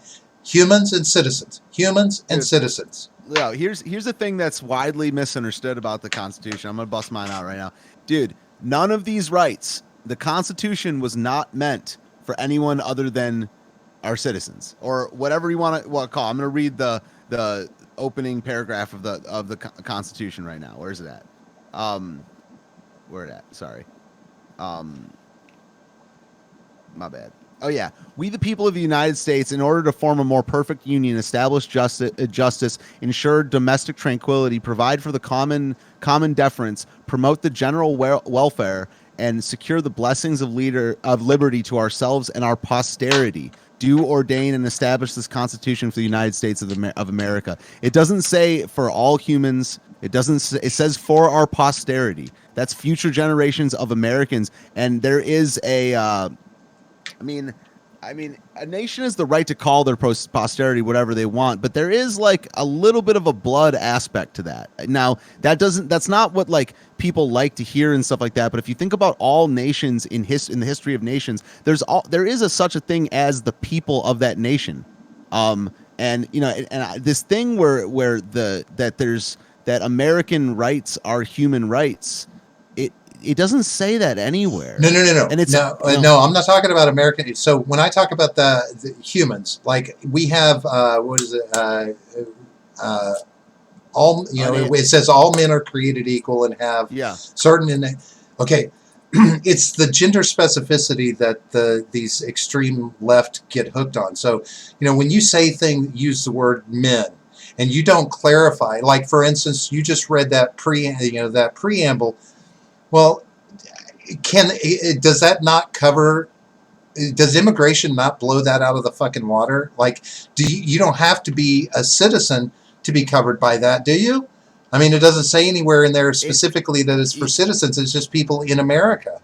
It says it's whatever posterity means, and what posterity means is future generations. Sure, which includes immigrants. Come on. I mean, our country is founded on immigrants. I mean, no, no, it's not. Our country is not founded on immigrants. Tell that to the extreme. No, I mean, we immigrated to this country, and technically, we immigrated from England to this country. No, I mean, that's not what immigration is. That's not what immigration is. Immigration are a people that go to an already established nation and assimilate to it. Okay, so then we migrated. No, we migrated from there to here. We settled. We were colonizers. It's a nation of colonists and settlers, not a nation of immigrants. And the nation that we were going to was 40,000 different ones. It wasn't one Native American nation. We're a nation of settlers. That's our nation was founded as settlers, not immigrants. So there was no established societies here in America when we came in. Because if you diss Native American tribes, that's not what I'm not saying. I'm saying it wasn't one nation. It wasn't. Nobody claimed it, right? If we're talking words, we're talking technical. Mm-hmm. If we're talking nobody claimed it. And it wasn't. They were and all those nations of Native Americans were killing each other, and they were all warring, man. So it's like the idea that we came from. I know it's not about who did that shit too. It's about the definition of a nation. Sure, I get you. It's nothing to do with who is better than other people or who is what, and it's about the definition of a nation and what the quantifiable definition of one nation versus thousands versus other things was. And it wasn't that I'm not making the we civilized them argument. I'm making the people that first came to this country came from a nation or some and didn't settle in a nation. We created a new nation. And that's not what immigration is. That's not what migration is. That's not what it's what settling is and colonization. And that's what the words are, not immigration. Immigration is going from one nation to another and essentially assimilating into their culture, which is not what happened by a long shot. Well, I mean, that's not what immigration is like these days. I mean, that's not the immigration we have in this country. I mean, a lot of immigrants don't come to this country to assimilate. They just come to be a part of their culture here in this country. But immigration has really gotten construed. The way that's going to end it. The way that's going to end, though, is a new nation being made. It's the assimilation part is crucial, yo. The end result in that is not going to be that being in America anymore. It can't be. It can't be. If they're making a new culture, it can't be. It can't be like it can't. If the assimilation part is a key part of immigration. Yeah, but I mean, do you see assimilation happening as much? I mean, no. Well, okay, let's look at it two different ways. I'm in Florida, so I see a lot less assimilation into our culture versus culture. Outside culture being established and gaining influence and spreading that is not integrating. It's basically working alongside. I don't know if is there a fine line between that and integration. Probably. If it doesn't share the values, the values and the politics of the current place are part of the culture. That's the way I kind of look at it. I find that to be kind of irrefutable. That the politics on the culture aren't separate. That the culture is the thing above everything, and politics is an arm of that. And if isn't in line with the values of the place, like the de facto values, not necessarily the laws, but there are foundational principles norms that are in a culture, and if it goes around those, you kind of are creating a new culture at that point. Right. And that enough time goes by, enough people do that, you are creating a new nation, even if it's in 500 years. I mean, if when I hear you say that, the first thing that comes to mind is I think about our campaigns and how these campaign cycles work. And what do you constantly hear anymore in every campaign? The Latino vote, the black vote, the female vote. It's all segments of the culture, individual cultures within the culture that are being targeted. Yeah. And this speaks less to assimilation as to, now we are actually becoming, our culture is becoming a conglomerate of multiple cultures that are not integrating with each other so much as side by side with each other. I mean, it's weird to go further south in Florida because, it's like, okay, am I going into Cuba or not? And then suddenly you go down to the Keys and it's like, oh, wait. Welcome back. We're in Florida again? I just got to Margaritaville. Where's Cuba? If we're talking historically and not just America, we could be talking Rome. We could be talking Russia. We could be talking anything. Like, it's all about, at that point, the percentage of, like, a nation can handle a certain percentage of other cultures and a certain percentage of, and I don't know exactly what that percentage is. I've heard that it's, between like 10 and 20. At maximum. But if you start getting more of the culture that goes against yours, then you are talking about, essentially a non-violent cultural invasion. And you could be talking about X and Y, not America and Central America. It doesn't matter what it is. And people who have studied history and have rational thought can have this conversation where it doesn't matter. It's about country X, country Y, people X, people Y. If you start getting more above that 15-20% different culture situation, you're talking about a non-violent invasion at that point. And this is how Rome fell. This is how, all kinds of places have fell over the years. So it's complicated, but yeah, and so then I would throw this out to you. I mean, as an article I read, I don't know, it was probably 5 or so years ago. Some thing that I was looking at is talking about the Spanish. I don't know, the Spanish culture. The Latino. I hate to use the word Latino, but it's a weird one, right? Right. It's like, it's okay, weird. Hispanic, whatever. The Hispanic there. Okay. The Hispanic culture, which is widespread. I mean, you can go to Spain. It's all over the country. It was projected that by what was it? By the year, somewhere around the year 2100, basically 70+% population of the world would be of some Hispanic mix.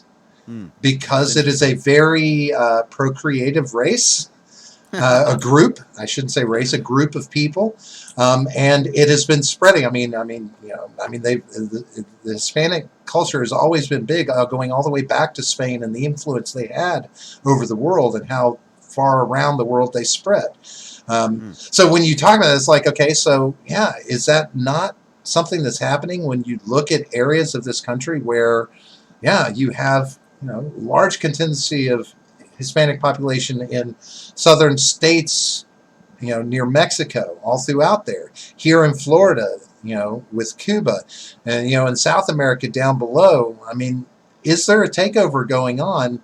Like, maybe not intentionally, but our loose immigration policies over the years have allowed us to fracture our culture enough to where, it could change in a very negative way.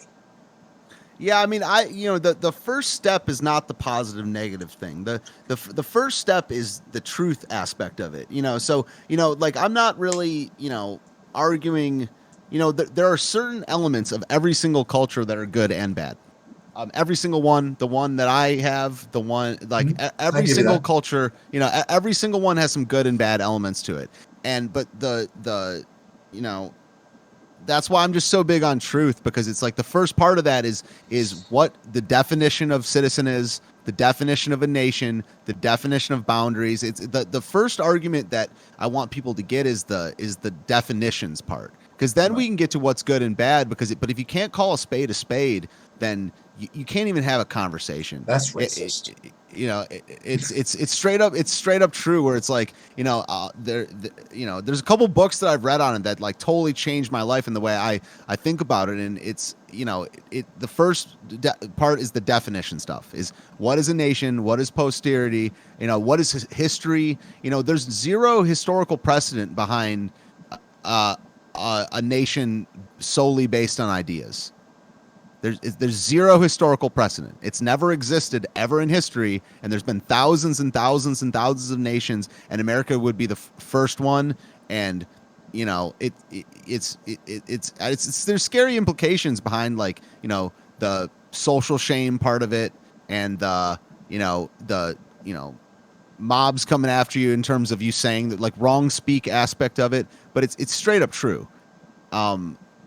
So I don't know what to say. It's a complicated discussion, but there's the good and bad part, and the intentional and the non-intentional part of it is I guess the next conversation. Yeah. But there's truth and reality to the demographic part of it, and the bare reality of life. Like, people have kids, people do replace people, period. Sure. So and culture is, there are cultural differences between people. I mean, there's cultural differences between me and you. But we're white, Stephen.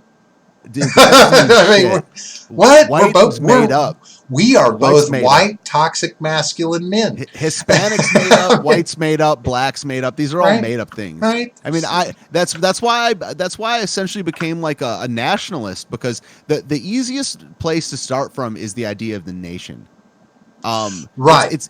It's the easiest way to actually have a meaningful argument, because white doesn't mean shit. I mean, but Irish versus British does mean something. Even those were made up, but at least they happened because of things like conquest, borders, cultural norms, and words that people use. But these white, brown, and black are stupid fucking terms, man. So what I'm hearing from you is, again, shut the fucking borders. Dude, do not protect non-citizens with a constitution. Do not let them be protected by our constitution if they're not. So I don't know about that latter one. I'm not saying no. I'm just saying I don't know. It's like, if you're on the path to citizenship, yes, you could have a lower level umbrella of protection of your rights, but your rights, those rights belong to citizens of this country. I don't need to protect people who don't want to be a part of this country. There's definitely I'll go a little broader. We just need to define what a citizen is and stick to it. Whether that means Constitution, whether that means whatever it means, I don't care. I do care, but the first step is just. But we already have that. We already have that. You were either born on this soil, or you've been given citizenship in the form of you passed the citizenship test, you went through the whole process, and you became a citizen. Here's your card.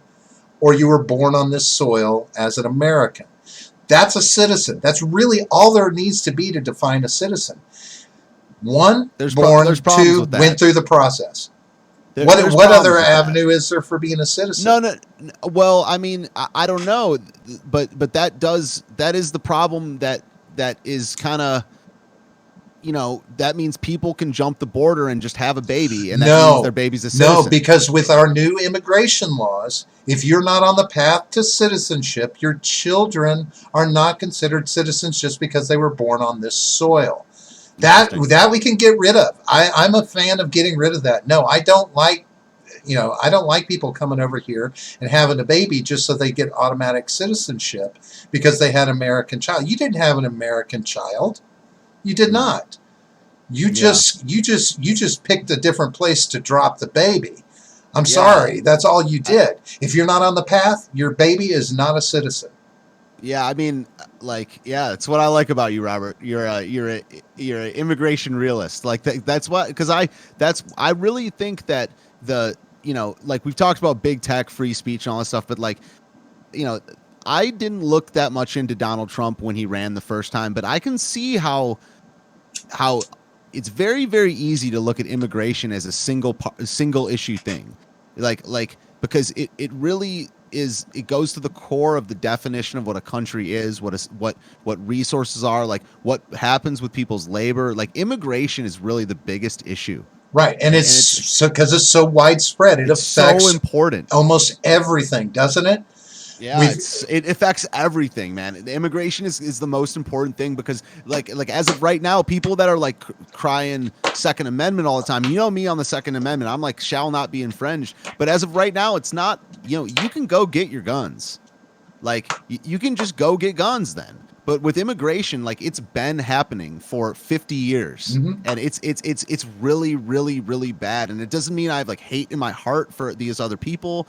But if this becomes bad enough of a problem, like we're gonna be the immigrants. We're gonna have to go somewhere. Well, that's what I'm saying. Like, I mean, at what point do you consider it to be that bad of a problem? I mean, I'll be honest. 91. I'm 91. You're right. Like right. 85. I'm ready to. Like, why aren't we trending the hashtag close all borders?